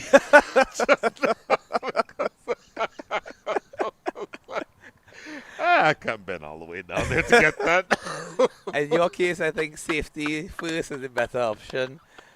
No need to take a necessary risk yourself. Ooh, swipe and a miss. Thuds into the gloves, thuds out of the gloves, but a precious dot ball. Very good pace there again from Akhtar Shah, Mhm. and nice carry through to the keeper, collecting that about shoulder height. And you saw some neat footwork from him after the ball dropped on the ground. Just did a bit of a football skill to bring it up into the air and return it. I wonder if Shane Jahangir is injured. I can't imagine why he would not be the one with the gloves on. This is a playoff game. 4 runs here and there can make a difference. And Bonner, I've seen him keep before, but my sense is that he's a little rusty. It'll be interesting to get an explanation on that. You see the umpire signaling a dead ball as the batsman turns around and just raises his hands out inquisitively. I think there might have just been some chatter from Bonner behind the stumps while the bowler was running up, which for the viewers is not allowed. When the bowler begins his run up, no one is supposed to be chatting on the field. Mhm. I'm glad you explained that, because every once in a while we are reminded of the fact, sliced away into the deep, that's going to go for 4. Did he not see that, the fielder at deep point? I'm not sure exactly what is going on here with the Kingsmen X. It appears as though this is, let's put it in American terms, a preseason game. Well, that was Cheyenne Jahangir, That as you was just Shane mentioned. Jahangir. In fact, yes. And I'm just wondering if he didn't go to the ball with full force, if he's minding an injury. It did run quickly to the boundary. However, Yes. he didn't really take off with any sort of speed. And the other fielders were just looking at him with arms outstretched. So it's a couple of unfortunate incidents for the fielding team at this stage. And good comeback from Akhtar Shah, not letting those factors affect him, and just continues with his work, trying to put the ball in the right areas. Good line and length from the fast bowler. So 14 balls remaining in the innings, and a bit of a curious passage of play here for the Kingsmen. I should say for the Kingsmen X. The Kingsmen are dominant. 9.28 is the scoring rate, projected to be 186, but again, I think a minimum of 190 is what they'd be looking for from here. Wrapped him on the pad. Umpire Brian Kane is not interested. Scrambling through for a leg by, I believe. We'll see a signal here from umpire Brian Kane. There is a signal. Ramiz Raja dropped his bat and is rubbing his back. Remember, he got hit in a little bit of an uncomfortable place a couple of overs ago, and I don't know that that's what he is having bother him here. Being very tentative, and that does not look like a man who's very healthy. Right of your screen. He looks to be in some pain, Raja, and just so a very good display of sportsmanship. One of the Kingsmen X guys, Awais Zia, was just helping him rub his back for a bit. Hammered away into the deep. Shine Jahangir is after it. He will not get there. So that is a shot of authority from Anwar Ali. I told you, treat him like a batter. He will hurt you.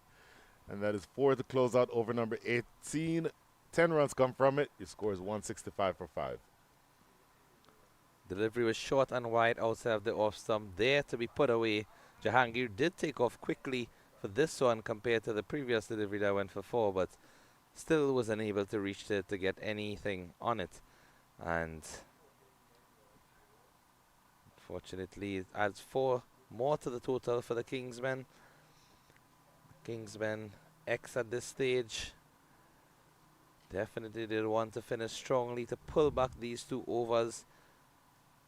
Don't want this total to get too out of their hands. They do have capable batsmen, do have the ability to chase down targets, but psychologically, you want to finish your innings on a high. You don't want to finish your innings with the batting team going forward with the confidence after setting a very difficult total for you to chase. Oh my goodness, yes. So well said to all of that.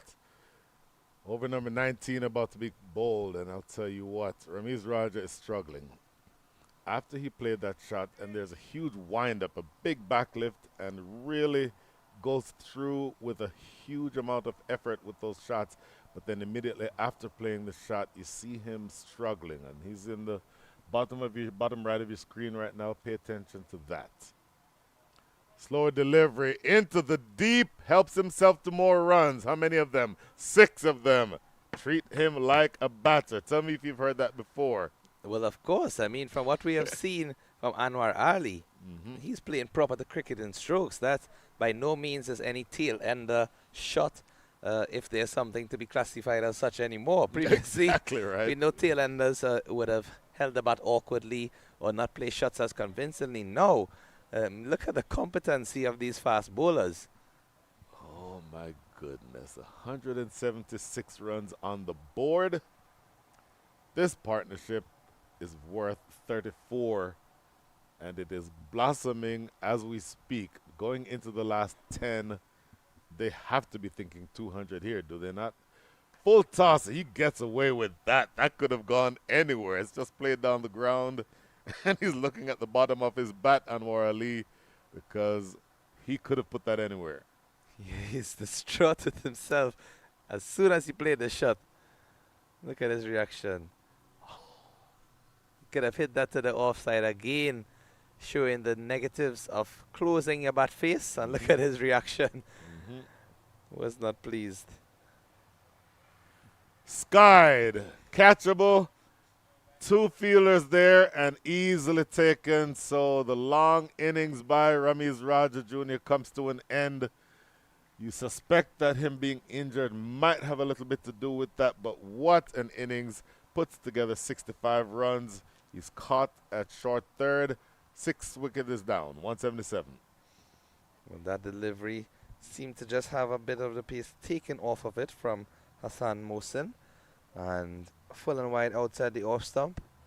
That area where a lot of fast bowlers tend to bowl in the death of the innings. It's outside the reach of the batsman for that exact reason.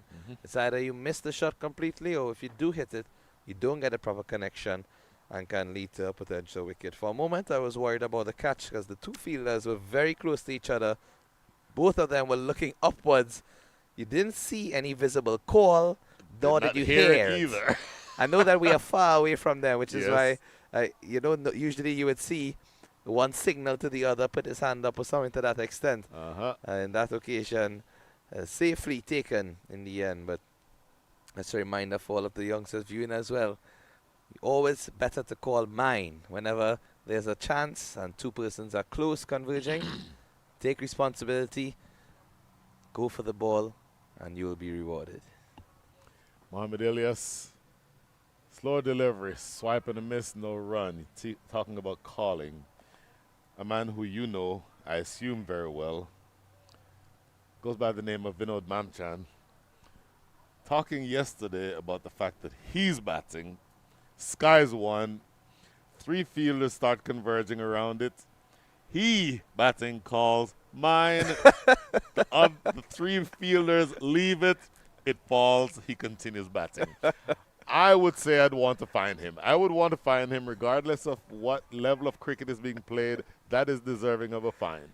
I would say that is, in fact, deserving of praise because what intelligence, what psychology on display.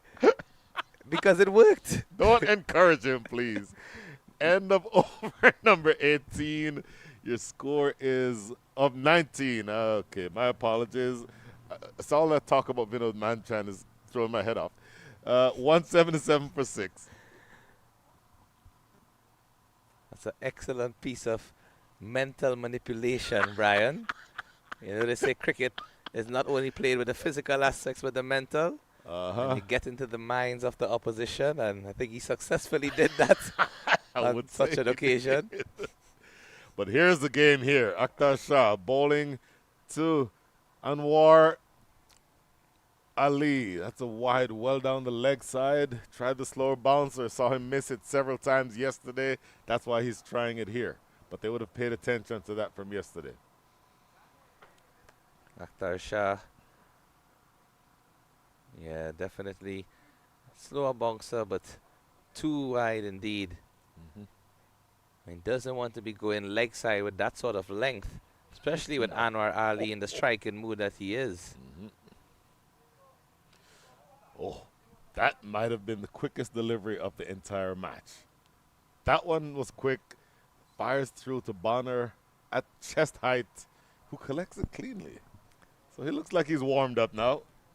Look at this. Look at the pace of this delivery and just by the angling way, back in as well. But the line itself, just inside the wide line, that is a beautiful ball to bowl at the depth. Deep third is in position, so you can handle that. And interesting, now they're bringing in fine legs, so you're not expecting anything short. It's going to be full and straight or outside off stump. That's exactly what he does, but it's wide again. So he wants to clean this up. Just has to be careful not to give away too many extras in this over. Again, trying with a similar line. Unlike the previous delivery, that ball held its line. The previous delivery actually started around the wide line but nipped back in to ensure that it was legally within the prescribed limits.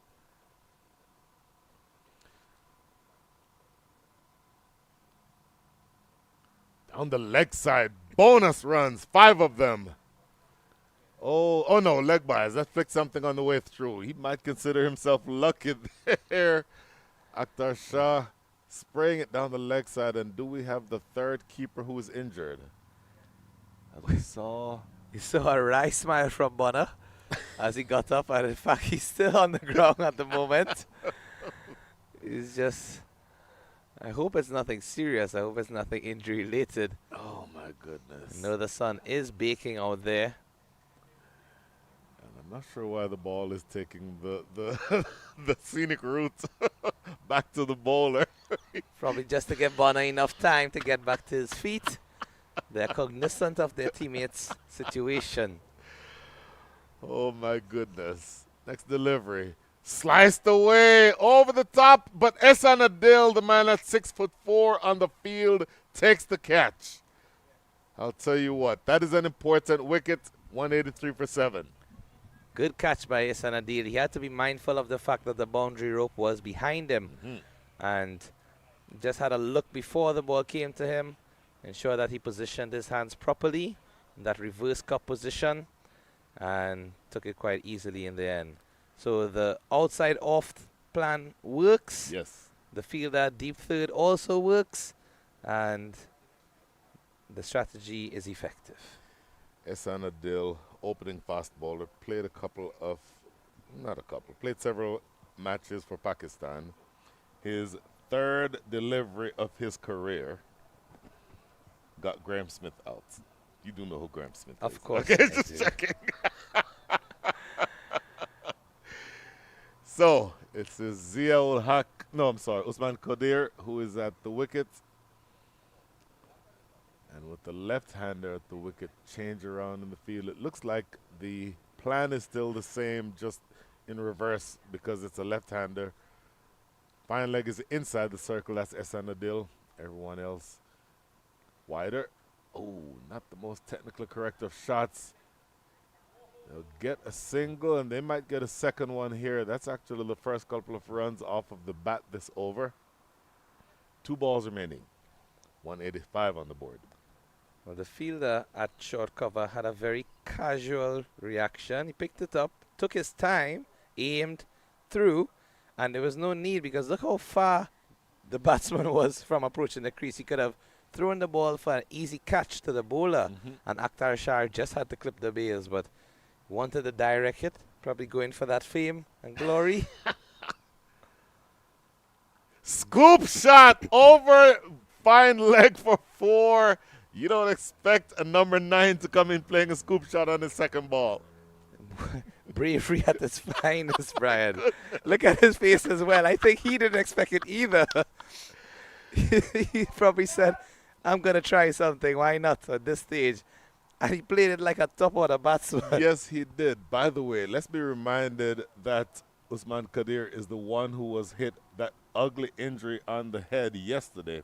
Straight drive up to his own bowling, and he had no time to put his hand up, and it hit him flush on the forehead. So the fact that he is out there playing right now in and of itself is a beautiful thing. Last ball of the innings. Looks to play this one away. They'll steal a bye as not collected by Nkrumah Bonner. And so they get all the way to no more runs. What is going on here? So two buys a sloppy end to the innings. It feels in the field for the Kingsmen X. And the Kingsmen get all the way to 191. Just getting over that psychological mark of 190. We knew that 180 would have been an even 9 runs per over. This just pushes it up to 9.55. Means that the Kingsmen will have to look towards a total of 192. The Kingsmen X will be needing to chase. So let's have a recount of the batting scorecard. Ramiz Raja top scoring 65 from 37, 2 fours and 6 sixes. Very healthy strike rate of 175. Oh my goodness, yes. Second top score from Saad Ali, the captain, 26 from 16 with 4 fours. And Milan Kumar with a very well played 24-14 at the beginning of the innings. 22 from 23 from Hassan Khan. And Anwar Ali with a couple lusty blows in the end as well, 13 from 8. One of the main scorers to note in this game is also extras. 20 extras in a T20 match. 9 buys and 6 leg buys. It just shows that this game of very fine margins, Brian, as we saw yesterday, as you personally witnessed and called yourself with that super over, let's hope it does not come down to a matter of 1 run or 1 extra. Oh my goodness, because you will see that easily several of those extras for me should have been around 8 to 10. And several of those were scored that should not have been. Anyway, for the bowlers, 1 wicket each for Ghulam Mudassir, Saad bin Zafar, Akhtar Shah, Umar Khan. Hassan Mohsin was expensive but ended up taking 2 wickets. And Awazia on his 2 overs, 27, 22 or 23 of those came from 1 over, where Ramiz Raja took him apart. So, the Kingsmen X will be looking to lick their wounds, you would think, for the next 10 minutes or so, and then come back to see if they can chase 192 runs. Do stay with us. In the meantime, we have an interview coming up sometime very shortly. So stick and stay. We'll see you in a few minutes.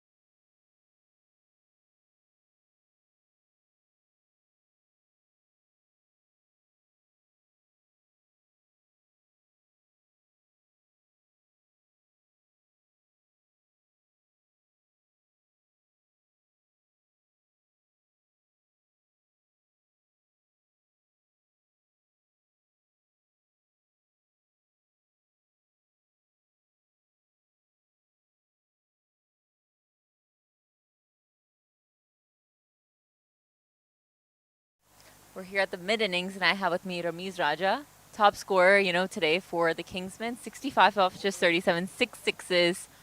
Talk about that innings.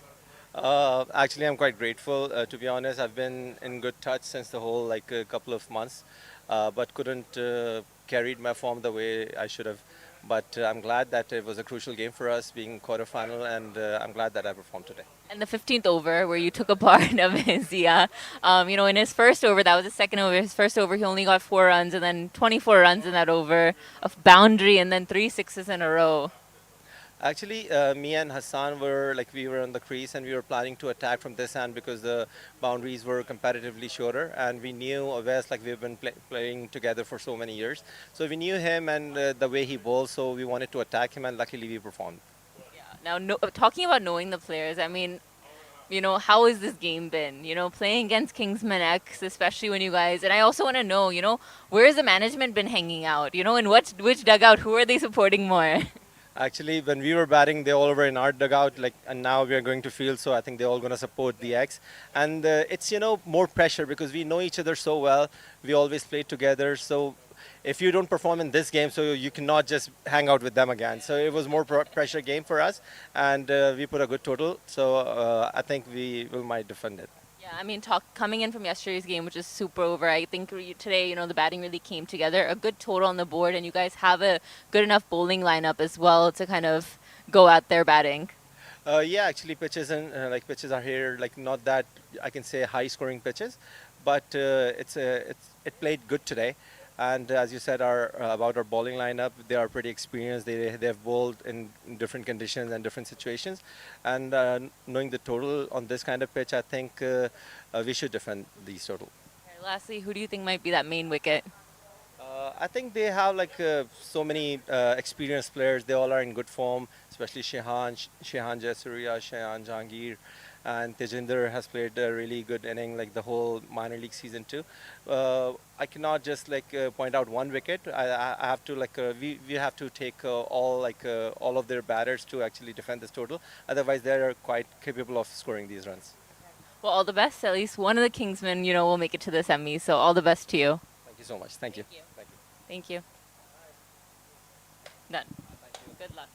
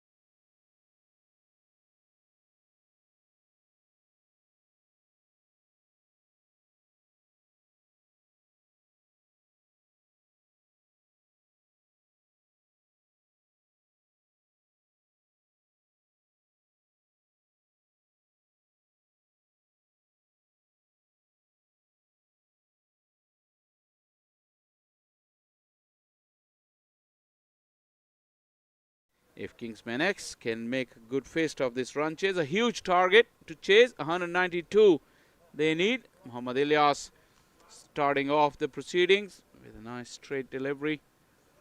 Ilyas is not very tall, he's very skiddy and quite quick through the air. Doesn't get a lot of bounce, but his strength is movement with the new ball and his strength and ability to bowl wicket to wicket consistently. Targeting that off stump is Muhammad Ilyas. Shayan Jahangir is opening the innings with Avasya. Both very prolific and very aggressive. Behind the stumps is Saad Ali. Ramiz Raja Jr. is at slips. Just did complain of slight side strain, Ramiz, so he hasn't taken to the gloves.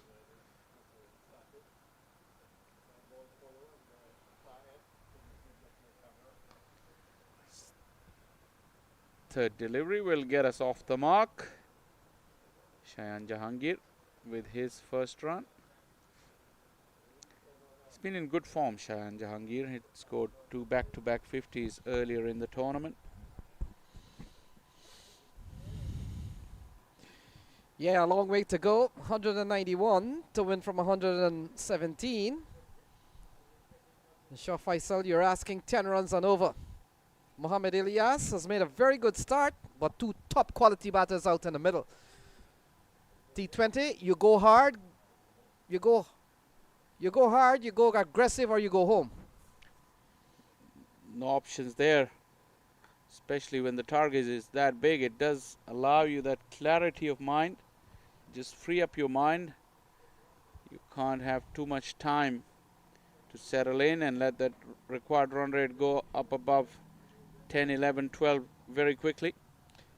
Yeah, you're right on that, and they're playing for everything in this round. We've already seen the exit of Samparmi, so another one will fall by the wayside. And so we'll go to sleep tonight knowing that there's only 4 teams remaining in this 2024 Atlanta Cricket Open season. And we know 2 from yesterday, that being Clarion Eagles and Atlanta Fire. Stroked into the offside firmly from away Zia. Now, what should have been just a dot ball, he ends up getting off the mark. Very aggressive throw there. Looks like it was Hassan Khan. So things winding down here. We started on Tuesday. And Shah Faisal, we're really seeing some top level cricket, and it all comes down to who will come to the big dance on Sunday. And then of course who will lift that championship trophy and $100,000 in prize money. Here is Ilyas. And ball turned into the onside for Shayan Jahangir. He picks up his second run. And so the first over comes to a close. A tidy one from Ilyas is 3 for no loss.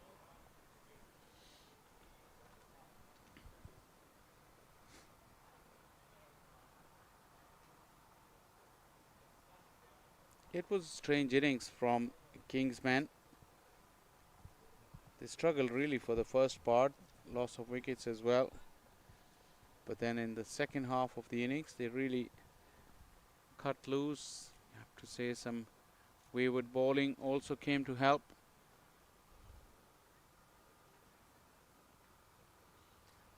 .192 is a long way away. They have to really bat with good discipline. Shayan Jahangir has a role to play. Avazia and then Shihan Jayasuriya. He's been in good form. In fact, the only centurion of this tournament. Tajinder has had a quiet tournament by his standards.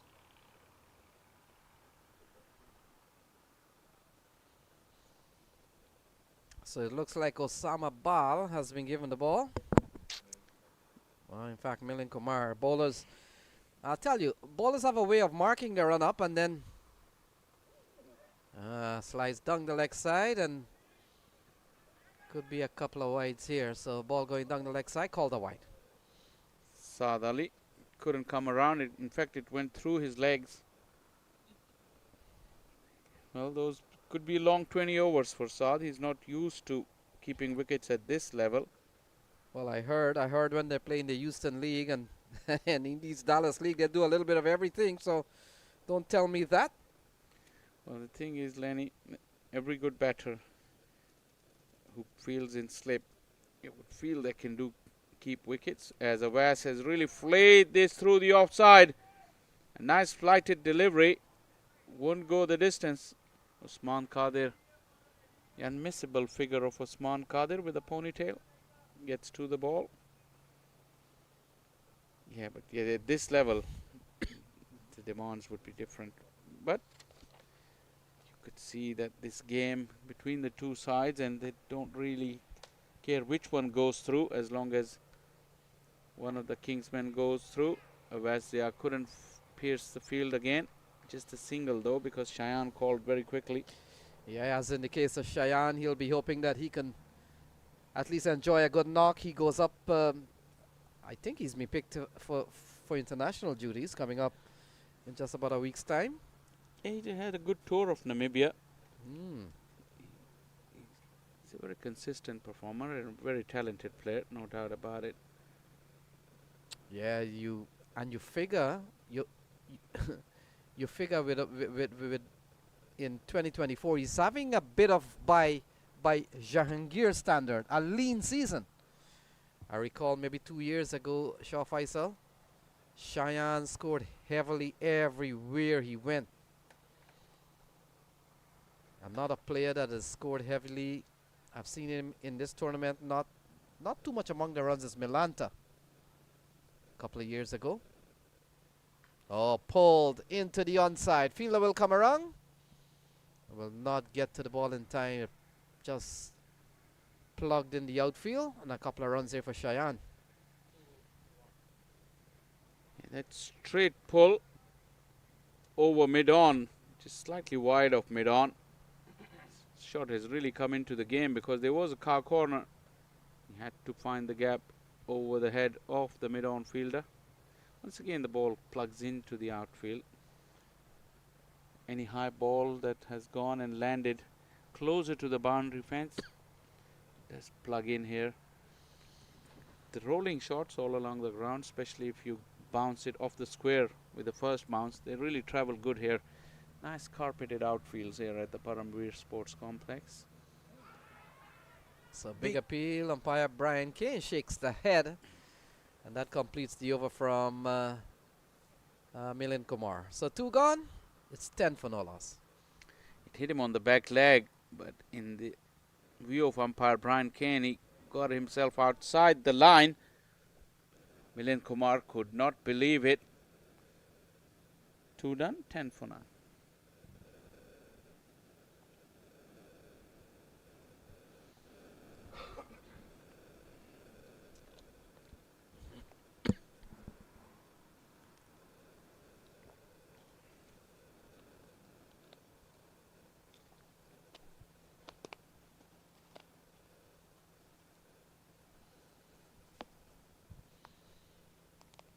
So Ilyas will continue.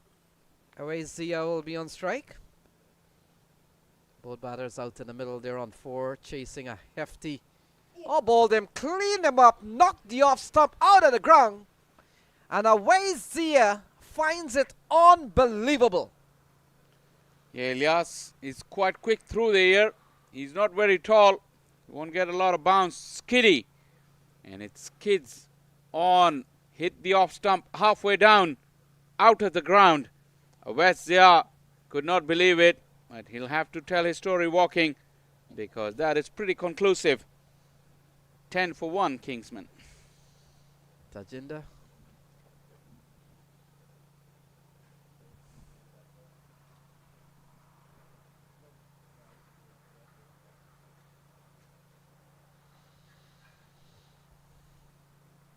So Tajinder Singh comes to the middle, 182 left from 107 balls, still asking over 10 runs and over. And Shah Faisal, from the look of things, Kingsmen could find themselves heading to another final here in 2024. Well, semi-final first, and then they will have the opportunity not just to go to the final, but lift the trophy. If they find their A game, this is the business end of the tournament, so you have to peak at the right time. Yeah, we saw a big knock from Ramiz Raja, who got 65, really batted well. And he came in at a time in which we were projecting the scores to be around 140, 150, and it ended up to be very close to 200. Into the offside, a bit of misfield, and straight away, Tajinder Singh gets off the mark. It's 11 for 1. Really did notice a limp in Tajinder Singh when he was fielding. You could see he's feeling that left knee already. Only his first run. He didn't really have to sprint, but still, you could see he's gingerly walking. Yeah, I love to see Cheyenne get among the runs and get into some form for international engagement coming up. US takes on Nepal. And look at that. Well bowled from Mohammad Ilyas. Although with 181 still to come, he's firing in these Yorker delivery at pace, Shah Faisal. Yes, he's a wholehearted cricketer. He's very fit and strong, young.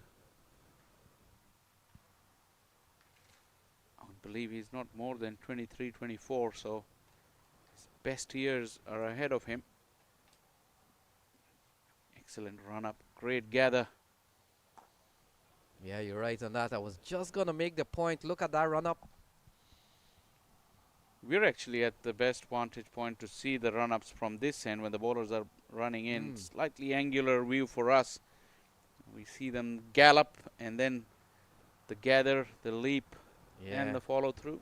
Let's see Sohail Khan. Reminds me a little bit, a little bit, and don't a little bit of Abdul Razak. Runs in.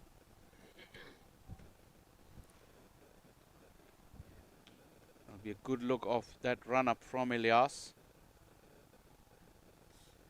Yeah, our technical man there running, making sure we get all the angles that we talked about. Well done. So leg by is the signal. Could be, yeah. Leg by is the call. You must have seen the improved broadcast this year as well at the Atlanta Open T20. Yeah. Various angles showing you the pictures from different angles. Plenty of work goes behind the scenes to make this possible. Vinod Mamchan and his team, the production crew of Cricket 360, they've really put in a shift throughout this championship. Yeah, cameras all over the place. Wanted to make sure that I threw my bottle in the right bin with so many cameras around. Oh, that's driven into the onside. Not timed by Shaya Jahangir, and so the third over comes to a close. It's 13 for 1.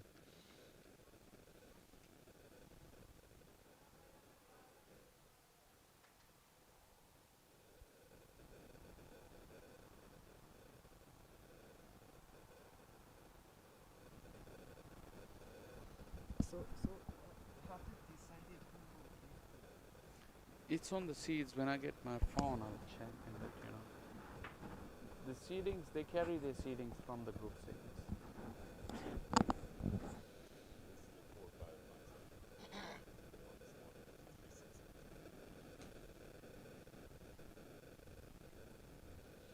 So 13 for 1, 3 gone. And a bowling change as we see Milind Kumar has been replaced, and we'll pick up that bowler's name. Tajinder Singh will be the man on strike. 13 for 1. They need 179 from 102 balls. Still asking almost 11 runs are over here, Shah Faisal. Cricket continues tomorrow, the big semi-finals. Yeah, and 3 semi-finals finalists are confirmed.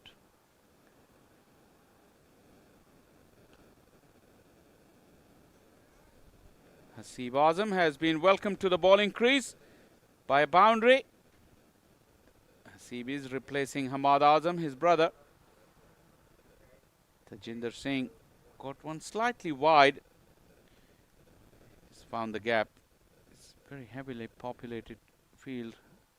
Just behind square on the offside. There's a point, a backward point, and a short third. All in close proximity to each other, but Tajinder was able to find the gap. Yeah, lovely shot from Tajinder. And look at that, through the offside again, and that's 4 more runs for Tajinder Singh. 21 for 1. Stuttering run up from Hasib Azam. You'd see that his approach was hampered. You see there's little broken steps, and it was a nothing delivery really. Wasn't anything on it. Short and wide, and plenty of opportunity for Tajinder to smack it in front of square. The innings gaining a bit of momentum after a slow start.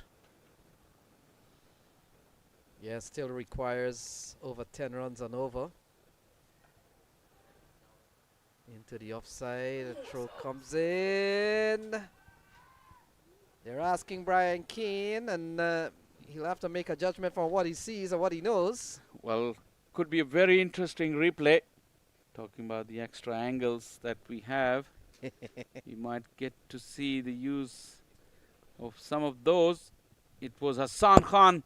You take a risk at this man's arm, at your peril. Bullet arm. He was celebrating. Out of picture was Shahan Jahangir on that occasion. We'll come back and have another look. See here, Shayan was scrambled back live. Well, it really didn't matter. Shayan has been dismissed. This time Anwar Ali. We've got some fantastic fielders in the ring on the offside. First it was Hassan Khan who scared Shayan, and on that occasion Anwar Ali pouches the catch. A slow wide delivery and a nothing shot really. Very soft dismissal. And in fact it's Tajinder who walks back. His quiet run continue in the tournament. And the Kingsmen 21 for 2. Give me time to understand this and I'll come up with the answer. So Osama Bal comes to the middle, 22 for 2. It's Baloch.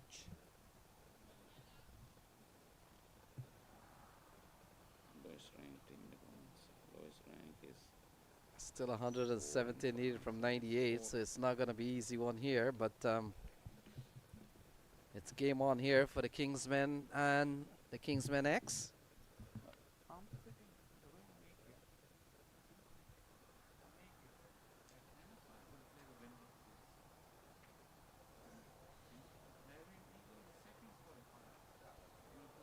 So ball played into the offside. It's scampered through for 1. So Osama Baluch has gotten off the mark. And hands the strike over to Tajinder Singh. We've seen a couple of 4s in the over. We've seen the dismissal of Shayan Jahangir. And straight away with 2 wickets down, Shah Faisal. It's pressure on the X.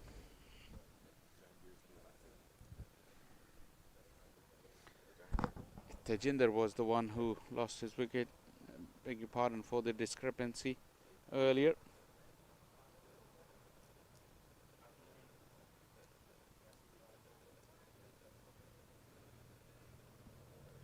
So wide is the call from Brian Keane.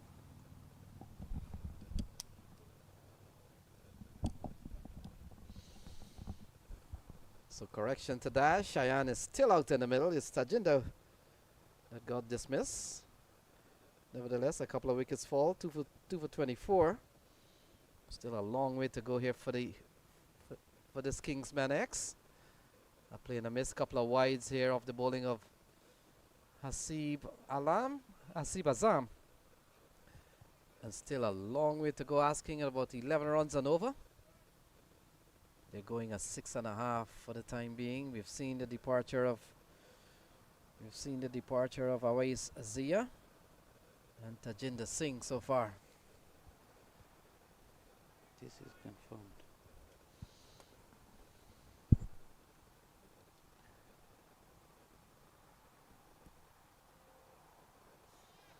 Another play and a miss. This time a better ball here from Azam.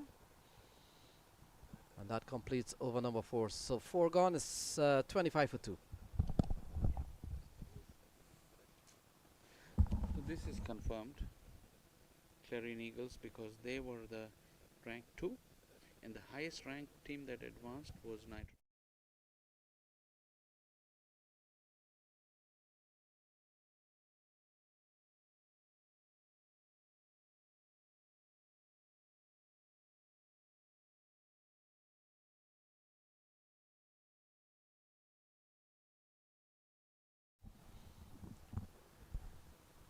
Very, very subdued start. The required run rate is already gone up above 10. Started just below 10. It's 10.5 now. 4 overs done. 2 wickets have been lost as well.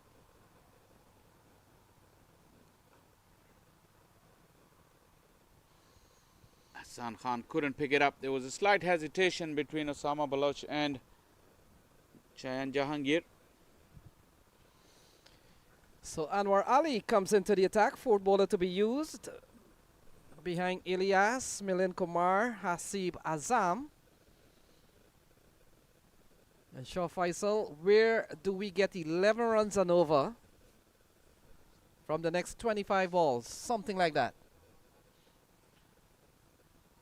Well, it's getting to a stage where you just got to take a decision to try and go for 1 boundary and over. Anwar Ali appealing. It seemed pretty high from the angle we're watching at. No signal as well. Probably they didn't even cross over, so no chance of a signal there. But Shayan came right across his stumps. Was it in line? That was also in question. That replay will tell you. Impact outside the line. Not a lot going for this appeal. So a couple of good balls in this over from Anwar Ali. We've seen Clarion Eagles already guaranteed to play tomorrow along with Atlanta Fire. And Shah Faisal has that kind of information, what we could be seeing tomorrow as the matchups. Yeah, as I make it, it's not official, but as I make it, Clarion Eagles will be taking on the Knight Riders, and Atlanta Fire will be taking on the winner of this game rather. Both of them will be very, very good contests, I can tell you that. All 4 teams, even including the one that loses today, all 5 of them, they've got big strength and depth and a lot of quality.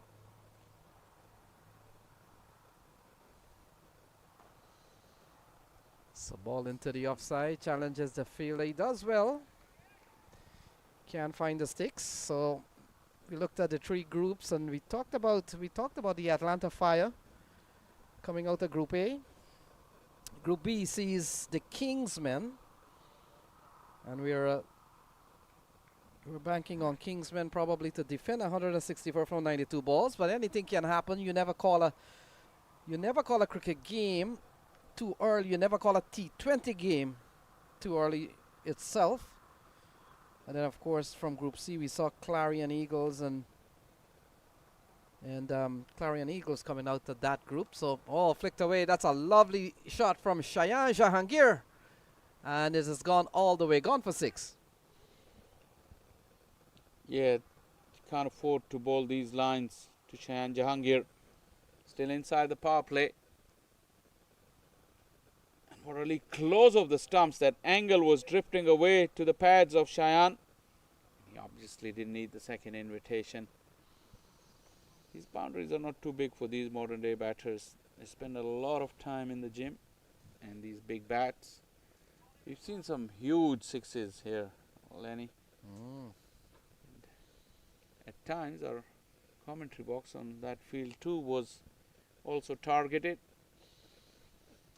So Anwar Ali, final ball, top edge into the offside, safe shot. And they could come back for a couple of runs. So in fact they're settled for 1. That will close out 5, and after 5 it's 35 for 2.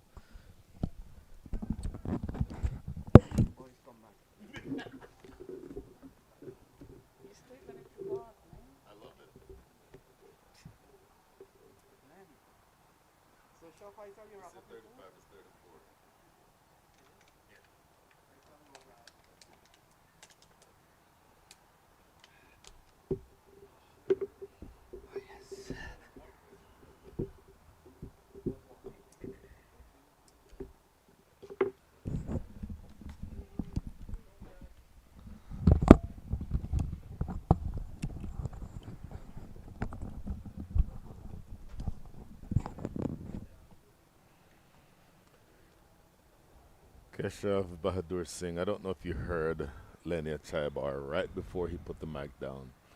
He said, let the young boys come back. So he was certainly talking about you. Absolutely not talking about me. 34 for 2, one delivery into over number 6. Yeah, the Kingsmen X need 158 from 14.5 overs. Required run rate of 10.65. Current run rate 6.58. So definitely need to get a move on with the innings at this stage. Oh, just out of reach of Hasib Azam. Tell you what, that was agonizingly close, but it just falls as a dot ball. Delivery literally lofted over his head. Onshore shot there from Cheyenne Jahangir. Very competent batsman, but I think he was just undone by the awkward bounce. And a tall man indeed, but over his fingers, even though he dived for it. Yeah, easily you could see there on that replay there was a leading edge. He's looking to work it away on the leg side. Talked about how big these modern day bats are. The edge is almost the same size as the bat face. This is a clipped to backwards square for a single. And just to add to that point about the modern day bats, Bry, not sure how recently you have lifted one, but the willow is thicker and it's actually And lighter. it's half the weight of the typical ones that I used to use. No, having said that, did we talk about bats and customization the other day? Yes, we did. Yeah, so I ended up using a much, much heavier bat. But you're exactly right. The bat is, you know, a few years ago the ICC said, okay, the bat face can't be exactly the same size as the edge. So they put some regulations in. But the thickness of the edges is such that, you know, combined with the power of the modern day players, smaller day grounds, all of that combines to have so many more sixes in the modern day game as we did when we were in the 70s and 80s. Good delivery. Saad Ali with the good collection. Remember, Saad Ali is the substitute keeper, if you will. Ramiz Raja with a side strain playing in the field today. Raja with an excellent knock to lead his team to that very competitive total. As you see that delivery very, very close to the edge of the bat. And just as we were mentioning how thick the edges are, that delivery just seemed to evade it by less than an inch. Slower delivery, that's well bowled. Excellent ball. This is a much better over for Hasib Azam. 1 run conceded from it. His first over was over number 4, and it went for 11 runs, even though he did take a wicket, but much more expensive than he would have liked to have been. This is a lot better with 1 ball to come. In fact, that is the end of the over. My apologies. Missed that. So, great over. 1 run coming from it, 35 for 2. There you see a lovely shot of 2 players featuring from the Caribbean in this Atlanta T20 Open 2024 edition, and Nkrumah Bonner and Rakeem Cornwall. Bonner from Jamaica, Cornwall from Antigua. And despite being on opposition teams in this match, they're both sitting together and just having a friendly chat. The beauty of cricket, a gentleman's game at it. You know, cricket is special when it can bring West Indian teammates from different islands together on the field and in the commentary booth. Exactly so. Interesting looking worm there. I don't know if we have time to put that back up after this first delivery. Slice and a miss. Losing his shape there, Shine Jahangir. But if we can look at that worm again, it shows that the Kingsmen X are falling behind. Look at the Shine Jahangir here. Losing his shape, wanting to overhit this ball. Huge swipe and a miss. But after 5 overs, the Kingsmen had 53 runs on the board, 18 runs behind is where the Kingsmen X are right now. So they're falling behind from that standpoint. Going back to Raheem Cornwall and Nkrumah Bonner, obviously they would have played with and against each other in the West Indies setup for the last several years. Down the ground, a lot of work in the deep. Good pickup. Oh, fumbles it. You hear him yell, wanting to punish himself for having missed that. Mohamed Ilyas gives up a second run. On the fine margins of this game, a very, very minor fumble indeed. The ball didn't really go past him much, but just the fact that he didn't pick it up cleanly and get the throw in one time, batsmen were able to come back for two. So I've been to Antigua a few times. I was amazed to find out that a significant, disproportionate percentage of the population is actually from Jamaica. I was very surprised to find that out. Likewise. Powered away, but straight. In fact, that is Ramiz Raja himself we mentioned. Look at the throw, and that is the right side that is aching, so not much on that throw. He typically has a bullet throw from the deep. He's the regular keeper, but when he's in the field, he can easily hit the keeper from where he is right now. Has a really strong throwing arm, but nothing near that right now. Yeah, that side strain, despite the difficulty that he's facing, still on the field and still willing to give the all for his team. That sort of commitment is exactly what the Kingsmen would need to bring this match home if they are able to secure victory. Anwar Ali Khan into his second over. Hammered straight towards Ramiz Raja again. Look at that effort. Dare we say it. Dare we say it. This is what you want to see from your senior player who is absolutely in pain, throwing himself around on the ground and getting that one back in. What I like even more about this attempt, look at the timing of the dive. If he timed just too soon or just too late, he would have missed that delivery. And if we can see that again, look at him grimace after he throws this ball from the boundary. Look at this. Coming back in. Look at the grimace after he throws it. Look at this. Oh, absolutely painful. You know that that is painful, but he is putting everything in for his team. Apologies, gentlemen, for playing director there for a second. But I think it's a story that has to be told. He is really putting it all out there in an effort to make sure that the Kingsmen X don't get this total.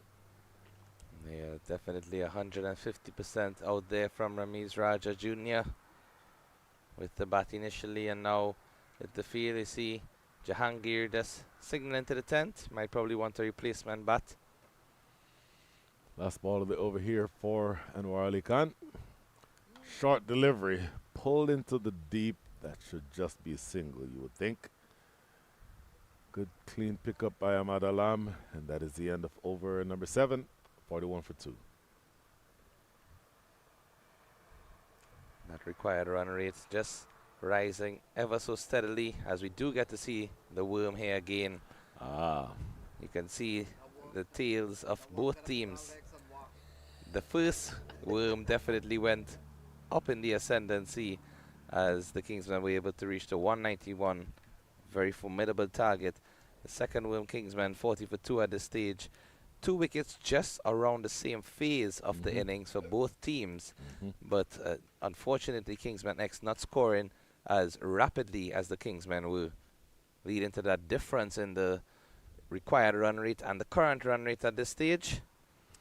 Maintaining that 18-run gap between the first inning score for the Kingsmen and the current score for the Kingsmen X at the end of over number 7. The Kingsmen were 59 runs to the good. As of right now, the Kingsmen X only 41 runs on the board. So they need, as you said, they need to score almost 2 runs every ball the rest of the way. 11.62 is the required rate. Scoring at 5.86. So they need to essentially double the scoring rate that they have right now. Hasib Azam to continue.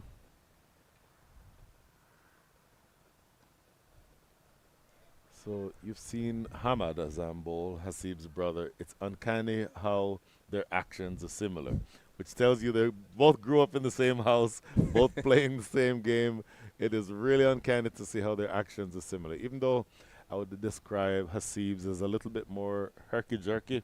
Hamad's is a little bit more fluid. But at the point of delivery, they look like the same person. Right there. Very full down the leg side. Did that flick something on the way through?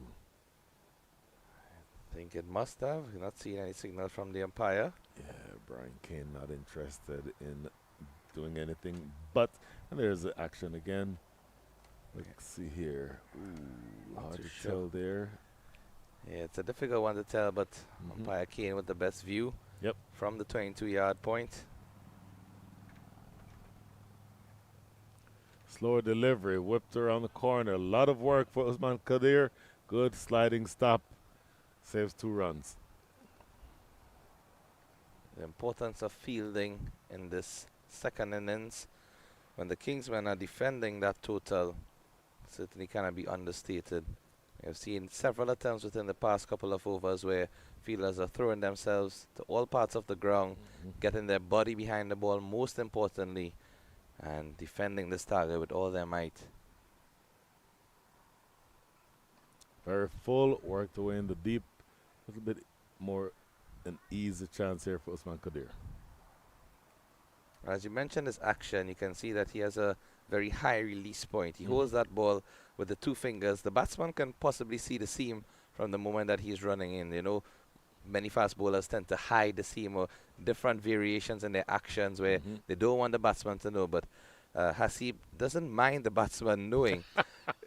I think he just has to, you know, execute his deliveries properly, try to get into that block hole. Hammer it straight to point. Oh my goodness. He's dismissed, and I think I'll have the opportunity to field the ball here. That was hit very hard. That is the second catch taken at cover by Anwar Ali Khan. That is the end of Sayan Jahangir. 18 for 23 with 1-6. Kingsmen X 44 for 3. Soft dismissal there of Jahangir. Very competent batter and was in blazing form at the start of this tournament. And just goes to show you that cricket is played on the day itself. All it takes is one delivery to get a dismissal. And he played it powerfully, but just a bit too uppishly. That ball, you could see the pace was taken off of the delivery, and the fielder was right back at the edge of the circle as well, which allowed him to take that catch. In fact, it was a very strategic placement of the fielder, because usually you may not see that fielder on the edge. You might see him just 3/4 way inside looking to prevent a single if the bats Too full and too straight. But that double made the required rate go up. So it's now went up from 12.3 to 12.34. So that tells you how difficult the task is going to be from here on out for the Kingsmen X. And they've lost 3 wickets. again flighted a bit too much, just into the driving arc of the batsman. Easily played down the ground for a single. I think once he can find the right length here, Hassan Khan, he will trouble these 2 right-handed batsmen coming with that angle from around the wicket.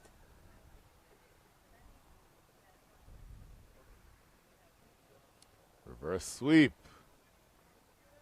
I think he wanted to beg for a wide there, but he saw that earlier. The wide, whether or not it's a wide, is based on his initial stance. Bowling from wide of the crease. Nice drift in and good turn away. Served down the ground. Ramiz Raja, top end. See that? Cocked his arm as if to throw, but thought better of it at the end. 2 balls remaining here in over number 9. And again, the job keeps getting harder and harder for the Kingsmen X. Chance of him getting to it. Wrapped him in front. No, he bowled him. My apologies. I missed that live.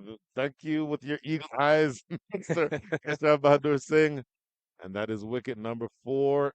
Kingsmen X are going absolutely down in flames here. Yorker line delivery from Hasib. And again with that high release point. That's exactly what you want to see. He was a bit too full on a couple of occasions after he released. And that's the risk of bowling and releasing from that high point of delivery with the seam forward. You can either get it a bit too full or get it at the right Yorker length. And spot on there, Hasib getting into pitch full onto the stumps and clipping the base of that off stump. 4 down, 57 for 4 in 9.2 overs. Kingsmen X reeling at this stage. It's going to be a very tough uphill climb here, Brian. It is. And you know, great fast bowlers hunt in pairs. Great commentators also hunt in pairs. And so the commentators, our pair has been working alongside the pair of Shah Faisal and Lenny Chaibar. I don't know that we'll get a second chance to get back on the air because they seem absolutely to be collapsing here. The new batter, Shehan Jayasuriya, who's coming out at number 6. It's curious to me in and of itself. Man who's coming off of a century, left-handed power hitter, and body double for Chandapal Hemraj. But he will now be replacing Shahan Jahangir Hasib Azam with 4 balls remaining in his spell. Who looking to run this down. That is one of his pet shots, that little angled bat down to deep third. Just as you mentioned, Jayasuriya coming in at a unique position given his batting capabilities. He also did not feature with the ball, and he wasn't moving around too freely in the field in terms of changing several positions. So let's hope it's not anything to do with a niggling injury or anything affecting his physical competencies. Let's hope it's just a matter of strategy. Lovely looking strike. That's through mid-on. That's a misfield. He'll not be happy with that. Jayasuriya gets off the mark with a double. You can see Jayasuriya just shaking his hand, and now he's looking at it, taking off the glove. He played that shot, and while he was running, and misfield there, not the greatest of work in the outfield, but Jayasuriya can just get a look back at that after this delivery. You'll see him grimacing in pain and shaking that bottom hand. There he goes, running it down to deep third. As I said, one of his pet shots. So 1 ball remaining here in over number 10. Boy. So the prescription is for big hits if you're choosing to go after the victory. Maybe they're happy to simply say, you know what, we're keeping it in the family. We'll all go have a beer after this. But it does mean that things are becoming very predictable. Last ball of the over. Defended in front of the stumps. Wanted a single there. But Anwar Ali Khan is there to prevent any damage. So that is the dot that ends things. Good spell for Hasib Azam. Good spell for Keshav Bahadur Singh and Brian Walters.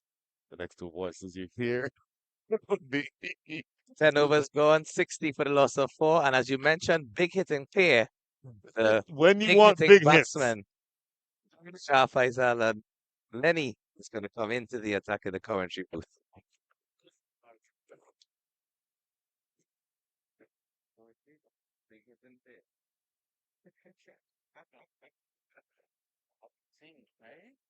How about your last name? Not middle and last name.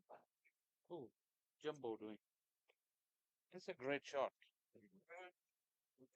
Jumbo.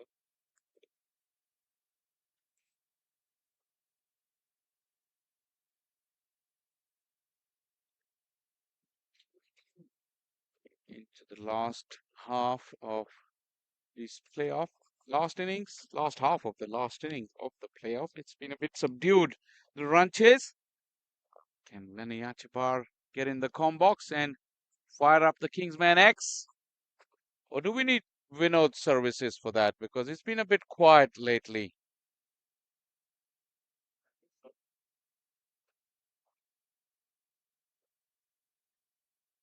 How was your first day here at the Atlanta Open, Lenny? Still some to go, but majority of it has been done and dusted. Yes, sure, Faisal. It's always flowing as a commentator when you've got a good game to call. This is a good game in the fact with the fact that Kingsmen another wicket goes down and we're inching closer to going home. 62, 61 for 5. Yeah, Hassan Mohsin, adventurous, but Hassan Khan is at another level with both bat and ball. Look at that.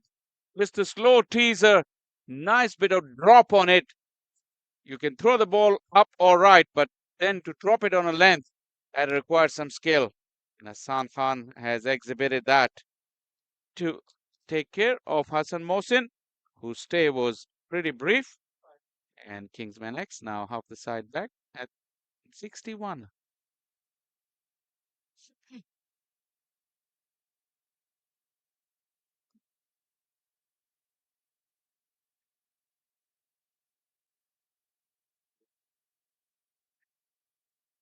Yeah, Bonner comes to the middle.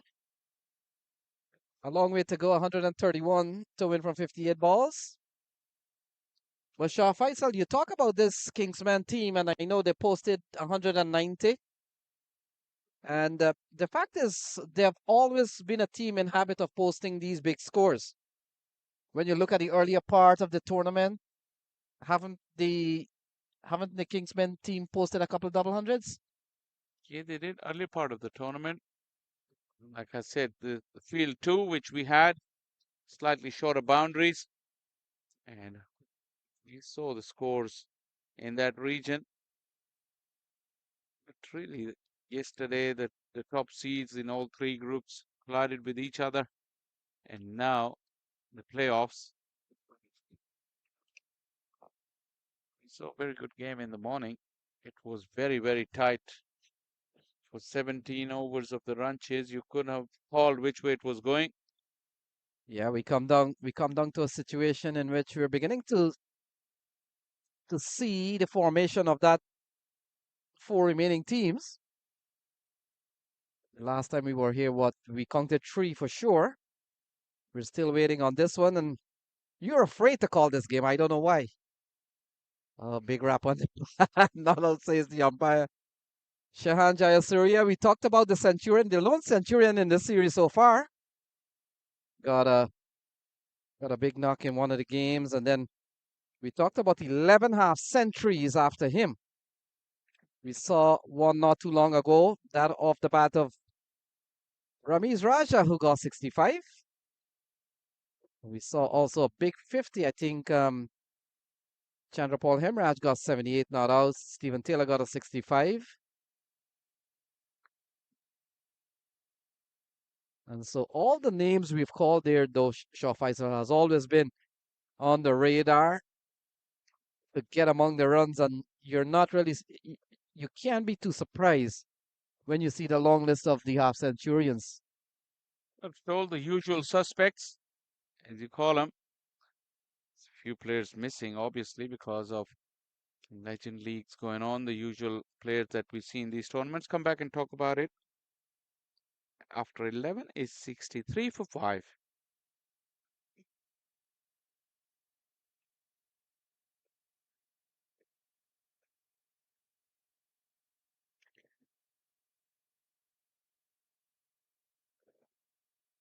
Yeah, also we have seen some personnel movements around. For example, talk about leadership. We've seen Stephen Taylor getting a chance to be at the helm of the Atlanta Fire, not without their usual captain Aaron Jones, who's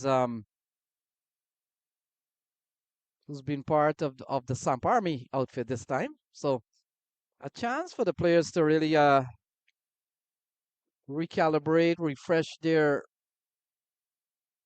teams that they play with, and get a chance to experience another franchise, another unit for a tournament.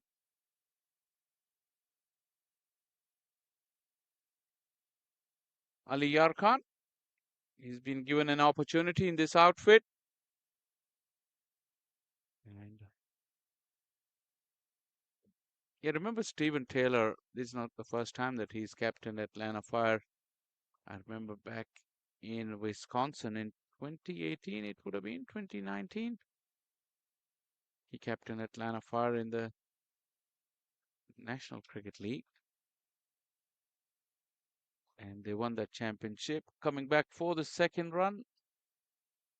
This run chase has really gone nowhere. Had no momentum, and then loss of wickets.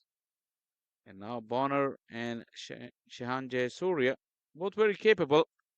But somehow you feel that The task is just beyond them.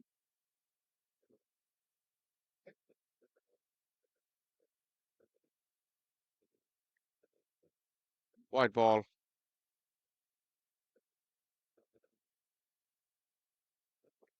And Shaw Faisal, you look at the many West Indian player, Bonner being one of the many West Indian players we've seen here from time to time. They've all come here to grace these tournaments. We've seen the likes of Rakeem Cornwall. We've seen Raymond Reefa. We've seen O'Shane Thomas. Roshan Primus was a superstar almost 24 hours ago yesterday. Such an climatic feel at the moment. Pass your mind back to last evening, yesterday, exactly at the same time, 5:30 local time. You're watching an absolute thriller, which was heading into a super over. What a game that was. What excitement and drama it had. What is a tournament without a super over, Shaw Faisal? 124 still to win here. Kingsmen in control. But this year at the Atlanta Open, we've seen a complete domination and an influx of a lot of players out of Pakistan. Yeah, most of the teams, and especially the ones that they've made it to the semi-final, and including whichever outfit of Kingsmen go through, as this is in the air and dropped. It's the last thing you would ever wish to see, because Anwar Ali hardly ever drops a catch. That sums up the mood in the camps at the moment. Seems to be a loss of concentration. Seems like the teams are just going through the motion, and Anwar Ali, of all people, has shelled a regulation catch. Well, it's not done for some. Bonner wants a new blade. So he still has some intent. 124 to win from 49 balls, but seen another impressive campaign for the Kingsmen. We talked about the amount of players willing to play for this brand. You can't just bring one team in the tournament anymore. Yeah, they got a lot of strength and depth. So that's why they have to field the two teams.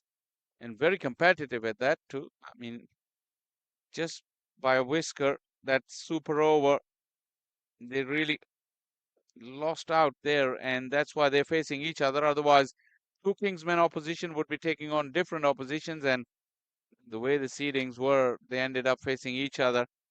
That took a little bit of sting out of this game, you'd have to say. And being very honest, Southerly at the toss also said it's just their sister team, so it doesn't really matter which team won. Doesn't really matter for them. But as a professional, when you turn onto a cricket pitch, there's a lot of audience, there's a lot of viewership here, so you gotta give it your best shot. And we saw that from Ramiz Raja, who batted beautifully earlier on. Isn't Amir Siddiqui the head coach? Yeah, he's been part of the unit, and we talked about the Kingsmen not only extending their dominance and certainly their strength in local franchise league, but look, just about a week ago, the Chicago Kingsmen won this year's minor league. So, and I say that to say because we've gone to the Unity Cup in the DC area, and that's a tournament that the Kingsmen has won. They've won a couple of times at the US Open. 12 gone, 69 for 5.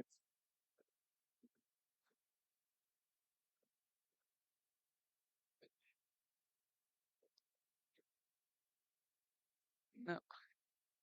Are we mute?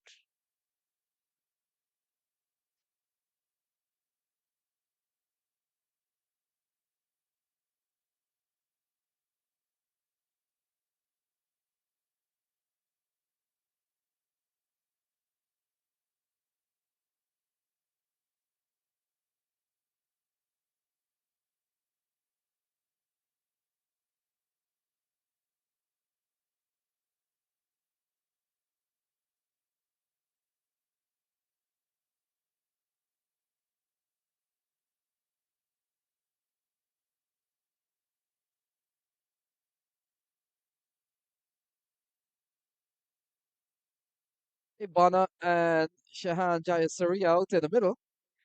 And we also got a ground crew doing some remarking, Shaw Faisal, at the end of the 12th over. Yeah, we haven't seen that all tournament. I mean, we've had 2 games on this field every day since we've arrived here. Didn't need a mid-innings marking. Who's messing around with the lines? We didn't notice that. Who had a long enough knock? Was it Shayan Jahangir? Just, just kidding. But yeah, this is the kind of feeling. This tournament has gone on at a very good pace. This is what we were discussing earlier. The over rates have been fantastic. The games have been starting on time where there have been instances where they've been ready before time. They had to wait for us, the broadcasters, because we have to run the pre-recorded things before the game starts. So we had to ask them because this is how we set up our clock in terms of the starting time for the game. So the umpires have been very efficient. The ground staff, the players, it's just at this last stage, this game feels like it has a feeling of being a bit of a drag. But we'll get through and just make sure that all this is done properly because all these players on display, they deserve this game to be played like every other game. So they're getting what they deserve. And a slight hold up will give us a chance to reflect on this year's Atlanta Open T20 Championship. Like I said, the umpires have done a fantastic job. The curators, the venue itself, there had been at times issues with the wickets being too damp early in the morning, but as at the later half of the tournament, the wickets have gotten better. The batters have come into the game. From a distance, Lenny, how did you find this event this year? Yeah, I think first of all, I think in well the remarking still goes on. Yeah, I thought when you look at 2024, it's a second year that this tournament is played on turf. I recall prior to 2023, 20 up until 2022, it was played at the Atlanta Cricket Fields where it was, played on matting. So 2 years into turf, 2 years into using the facility here at the Paramveers, I think it's put the tournament on the map. And one of the things we talked about, Shah Faisal, the influx of all these top first class and international players. You want to you want to give them a facility that they're used to playing on. Yeah, the cricket can only go in one direction, and that is for the good of it if we start playing more and more on the turf pitches. And this is what we're getting here. Although some pitches may not be ideal for batting or for this format, but it does challenge the batters in particular in one way or the other. Dig deep, find the skills to adapt and adjust to the conditions on hand, which the successful batters in this tournament, they had to go through phases and it would have done them a lot of good because Yeah, the lines are being remarked, but I'm wondering at the 12th over 69 for 5 with a game heading for a finish here of some kind. Whose complaint was it that the lines are not visible enough? well, we'll have to find that person because from this square angle though, you see The faded lines. the faded lines and it needed to be done. It's just a strange that we didn't feel the need for it earlier in the tournament. But yeah, taking their time, making sure they do it properly. That's the most important thing. Yeah, cricket continues tomorrow, 10:30 and 2:30. We get into the semi-final, and it's gonna be quite interesting tomorrow.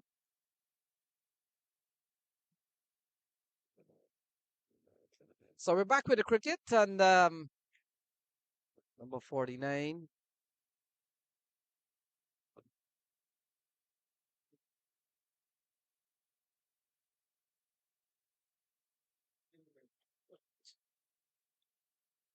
Usman Qadir has been given the ball, so he comes in here. Shaw Faisal with 123 to win, but with new markers. And here we go, 69 for 5. The leg spinner given a ball. Yes, Usman Qadir is another of those Pakistani players that you were talking about earlier. He's recently announced his retirement from the international cricket to free him up to play these kind of franchise tournaments. Mm.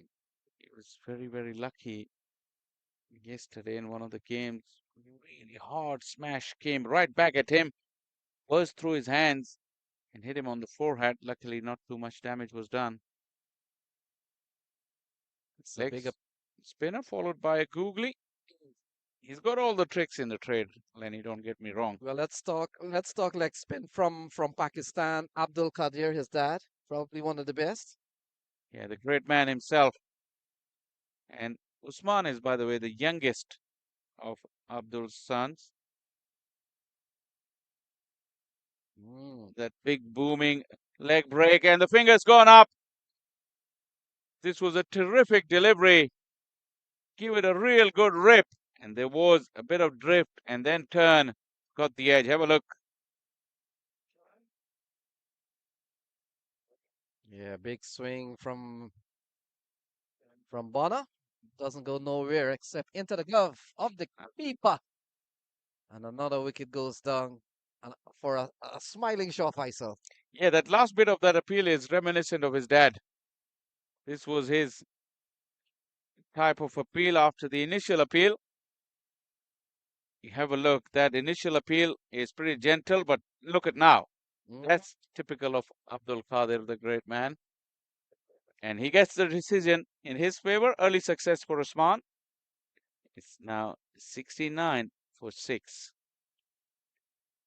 Yeah, we're talking leg spinners. We've seen out of Pakistan. We've seen Saklaim Mushtaq, not a leggy. Mushtaq Ahmed, the wrist spinner. Saklan Mushtaq also with the variations. With the Dusra. Yeah, off spinner originally, but his Dusra could turn as much as a leg break. Danish Canaria. Yeah, Danish also played 65 test matches for Pakistan. He was at the same time, his emergence was at the same time with Imran Tahir, who never got a chance to play for Pakistan. Instead, he made his name from playing from South Africa, Imran Tahir. Shahir Afridi. More in white ball format, quicker through the air. He did play test cricket and has a 5 in test cricket. Yasir Shah. Oh, another one goes down. And Usman Qadir on top here, 69 for 7. On a hat trick as well. Hassan Adil, who didn't bowl today, but was relishing a chance to bat up the order. Another flighted delivery. This was the googly, went the other way. To the delight of Usman Qadir. Absolutely bamboozled Hassan. And now Usman Qadir will be on a hat trick as Hassan walks out for a duck. 69 for 7. And Shaw Faisal, you get the feeling that Usman Qadir thinks there's so much life in this game because he's on a hat trick. Yeah, we needed that kind of exuberance and energy after the last 15 minutes where mostly we were seeing the lines being drawn at popping trees at either end. Very welcome boost of energy from Usman, and it'll be a fantastic effort if he can get a hat trick. Get him in the fielders like a test match. So Akhtar Shah comes to the middle. On a hat trick is Usman. And here's the hat trick ball. Runs into ball to Akhtar Shah. Oh, he comes on hat trick. Hat trick for Usman Qadir. 69 for 8 for Shaw Faisal. Yeah, he's making sure that he's making up for the lost time in the last half an hour or so. But this one was the flipper. So he's got a wicket with a leggy and a googly. And this one was the flipper, front of the arm. Hits the middle of middle stump. And Akhtar Shah, look, very ungainly. Well bowled, Usman Kadir richly deserves the hat-trick. Well, still a ball remaining. Saad bin Zafar comes to the middle. And you never know if he can take 4 in a row. Yesterday, we saw triple wicket maiden yesterday. Today. That was today, Asanat, Sohail Khan. But we saw a hat-trick yesterday from Harmeet. Sohail Khan. Sohail Khan. Any, you've been traveling from New York all early morning? It's been a long day for you. It's about to come to an end, though, because Usman has got one delivery left and he's got a slip for Saad bin Zafar. He's asking the mid-on and mid-off fielders to come up 10-15 yards off the fence. Quietly played. Close out over number 13 is 69 for 8.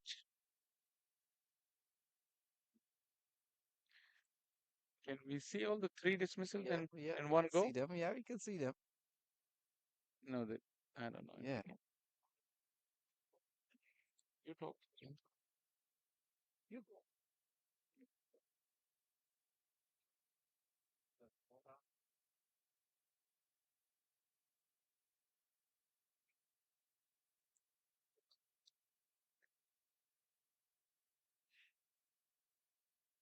You know what did the trick for Usman Kadir? The way he bowled and he took the hat trick. Guess what, Lenny? Remarking of the lines. That was magical. So Ali Khan comes into the attack. Single to Shehan brings Saad bin Zafar. We'll take a look at the hat trick. Usman Kadir getting the wickets of Bana, Isan Adil, and Akhtar Shah in quick time.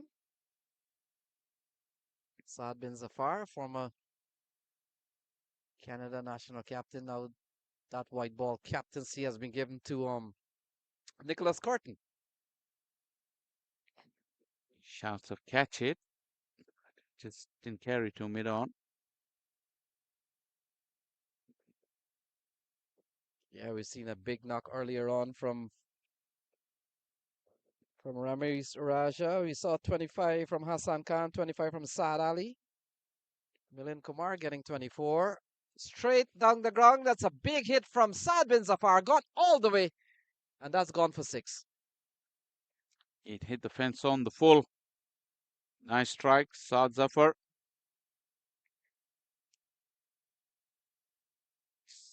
Cleared that front leg, but went through straight. The hitting arc was straight down the ground, just towards the long on.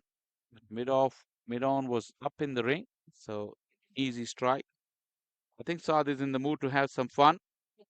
Brian Kane wants to have a look at the ball because it hit the metal fence on the full.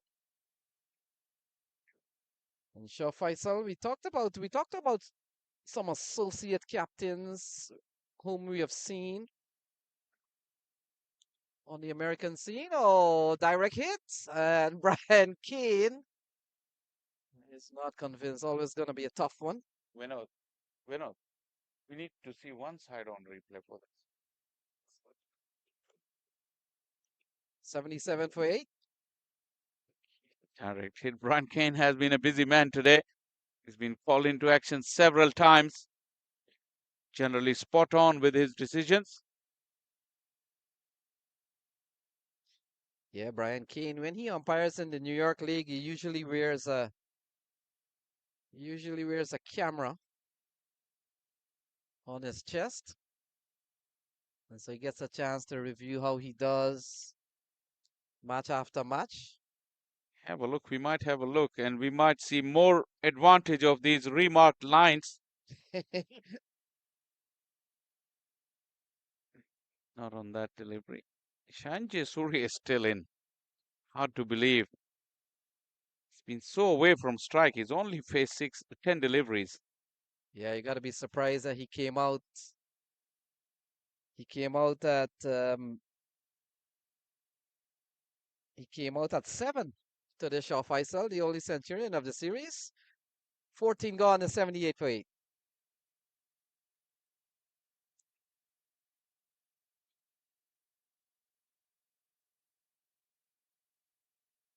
We'll have to wait and see if Usman Khadir can add to his wickets tally. Yes, speaking of the wicket tally, Simhadri is up there with about, I think, 9 or 10 wickets. That's the hat trick. First delivery, beautifully flighted delivery. Classic leg spinner's dismissal. Bonner was going for the big hit. Got the edge. Usman is ready live as well. That was the second delivery and second wicket. In the meantime, the first delivery was got live, and this is the hat trick ball. Front of the arm flipper, skidded through straight onto the stumps. Good work from our production crew. This one kept low, very low. Was close. I want to think that Shehan Jayasuriya has now gone up to 200 in the series. Came into this match with 194, so he's gone up to 6. In fact, he's past 6, so that's 200 for him. And Simhadri, oh, that's a lovely inside out. Oh, well caught by the umpire, but it's gone for 6. And that's a lovely catch from the umpire. Wow, what a catch. He's wide awake. I'm pretty sure if this hit had come in this direction, none of us was going to catch that. Might have been Owen Brown. Looked like him. Oh my goodness. We won't stop hearing. Well, good luck, Lenny. You're at the same hotel as him, and he will tell you that story. 79 for 8. Now we talked about the players at the top of the heap. Simhadri is up there. I think he's 9 or 10 wickets. And there's also 2 other players at the in the 9 wicket mark. Kadir continues. Skidded along, kept low. Sadali, the makeshift wicket keeper. It was an earlier attempt of a run out.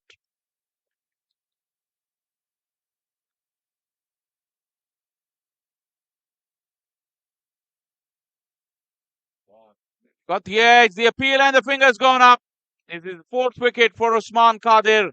And the 9th wicket has fallen for the Kingsmen X. They're really reeling and with literally no hope of making a comeback. 9 down for 85.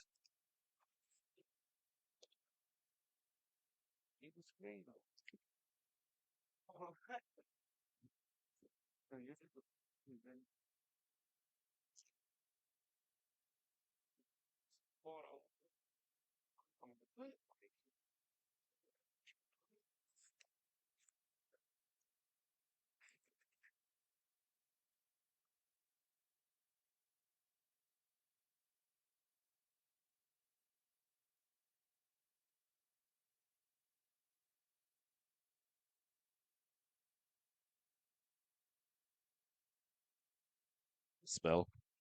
That was more using short bursts. This may be the shortest burst that one of ever been used in because the next wicket of any flavor ends this game. This is going to be Ali Khan to continue. As this one go for yet another wide. Your thoughts as we go toward the back end of this innings that can end with the next wicket. Well, it's an unfortunate ending to this game for the Kingsmen X. You have seen a flurry of wickets, including that wonderful hat trick. I think that's the 3rd hat trick we're up to in this tournament. 4th. Inside edge down to the fielder, short fine leg. At this stage, they're just looking to have a knock in the middle as much as they can. The target seems very improbable. Required run rate of 21.72. And just 1 wicket left in the hut. Again, trying to keep it that line just within the wide line outside the off stump. Shehan Jayasuriya, for what it's worth, is on 14 from 16. Shy at the non-strikers end. Saad bin Zafar, 1 from 1. And I think that the Result essentially is predetermined. That don't mean that they knew that going in. I mean, there's no way that you're gonna. The last player is not gonna score 22 runs and over. Oh, scoop shot that might clear Anwar Ali Khan, and in fact, he's just jogging after it to add to the practice feel of the last several overs. Well, with a shot like that, Brian, you never know what can happen. What if Shehan Jayasuriya decides to take a bit of a challenge for himself and see how quickly he can score? Let's make a game of it at the end. How do I put this? He's an attacking player, has shots 360 degrees. I'm wondering why he came in where he did. Well, we were both wondering why he didn't bowl initially and then also coming into bat at a lower position than usual. We did see after the first delivery he played, he was shaking his bottom hand as if he had some pain or damage on his finger. Hmm. Lovely strike, wide of long off.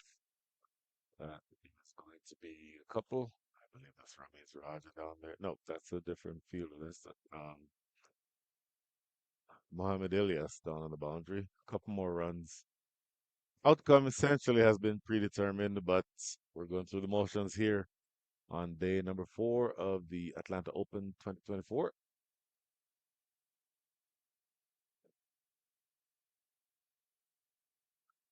That ball closes things out. 10 runs come from the over, 95 runs on the board. For what it's worth, they've not yet gotten to the halfway point in terms of runs needed.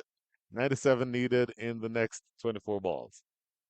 So just to see in a potential scenario, if you were a batsman out there at the crease, what would you do at this stage? If I were Shehan Jayasuriya, throw the kitchen sink at everything. If I am Saad bin Zafar, I've played international cricket for a while. I'm not necessarily trying to accomplish anything. Depends. Am I short on match practice? If I am, then yes, batting practice the rest of the way. Jayasuriya may want to see if he can, do some damage on his way out the door, so to speak. Oh, look at that. Runs it off the face of the bat straight to Hassan Khan. It slipped.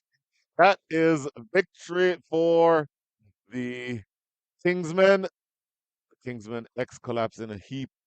Kingsmen win by 96 runs. Look at that delivery again. I was just wondering if Jayasuriya would be relishing the opportunity of playing to the right-hand leg spinner ball to into him. And this delivery just kidded off the surface. Look googly at that. That was the googly. That's a And good catch. a good catch as well. So all in all, it's a good wicket to end the run chase by Kingsman X. Kingsmen have won by 96 runs. And just take a look at the bowling figures.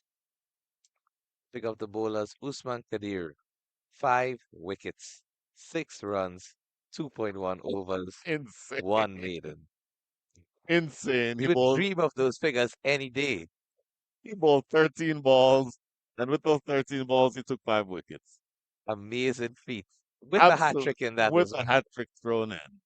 So, for what it's worth, if we want to look at the batting card, wait for sorry reading if you are a Kingsman X fan, or if you're Kingsman, yeah, Kingsman X. Shahan Jahangir, 18 from 23. Osama Bal, 16 from 17. Shanja Syria, 19 from 19. That was the last wicket that you saw.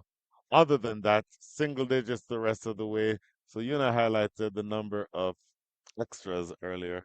Frankly, that made no difference in the context of this game because it was only one team that was going to win this. Well, you know, playoffs continue. I'll leave it to people smarter than me to tell you who's playing tomorrow. But there's one game tomorrow and one game tomorrow morning at 10:30 local time. That's Eastern Standard Time. 2:30 tomorrow afternoon.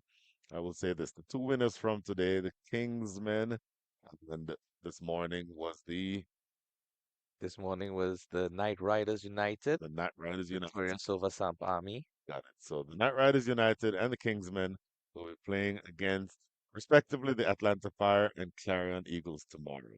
Exactly how those matchups go, Not able to say at this moment, but let's just say you're on for two huge matches. Tomorrow is Saturday. So if you are within the Rydell, Georgia area, about 250 miles north of Atlanta, come on out, watch some cricket tomorrow for the semifinals, and then a tremendous final awaits us on Sunday for the winner of each of the two games, or where the winner of each of those two games tomorrow will meet in the final. Keshav Bahadur Singh, any last words before any last words? I'm not about to execute. Any, any words for this broadcast before we go for some Got my hands skipped for a second there, Brian. It's nothing much to add to that. Uh, excellent wrap up there, but essentially a very enjoyable day of cricket. And we saw some ups and downs from both teams, but all in all, the better team won in both affairs. And it certainly makes up for some exciting encounters tomorrow. So we're looking forward to those games as we see more than likely, I believe the Kingsmen will play against the Atlanta Fire. And I believe that the Knight Riders United are going to be playing against the Carolina Eagles. Well, Keshav Bahadur Singh, you are an attorney, and as such, you're accustomed to filibustering. In other words, talking until you're told to not talk anymore. I've been advised that we're going to be talking to the player of the match sometime soon. We will get the cue. We'll get the cue as soon as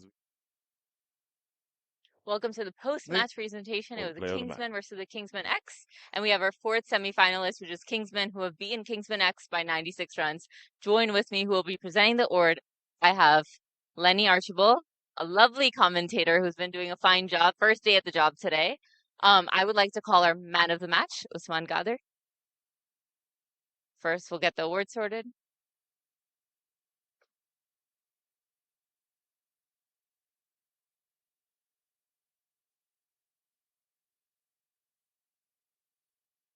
Talk about a bowling performance. I mean, especially when you bowled your over when you got the hat trick, no runs given as well. Let's start from there.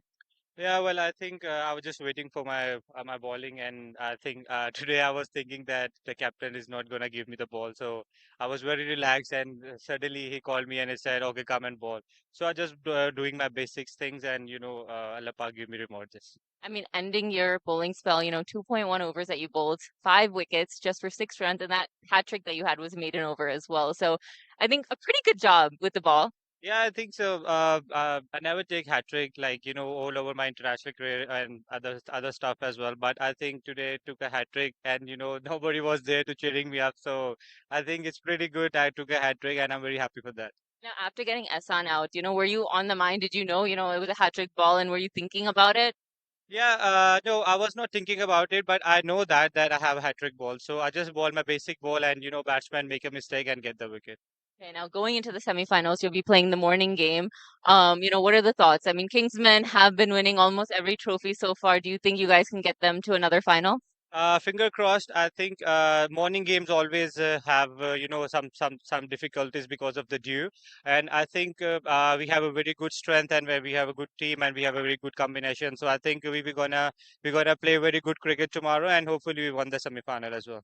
And what do you think the preparations might be? It's up against Atlanta Fire, who have also dominated throughout the tournament. Yeah, I think so. I already told you that we have a very good side and we have a very gel side as well. So I think we will compete very nicely tomorrow, inshallah. Congratulations on your performance and all the best. Thank you. So tomorrow we have two semifinals. The morning it'll be Atlanta Fire versus the Kingsmen, and the second one is the Clarion County Eagles versus the Knight Riders. We'll see you back tomorrow.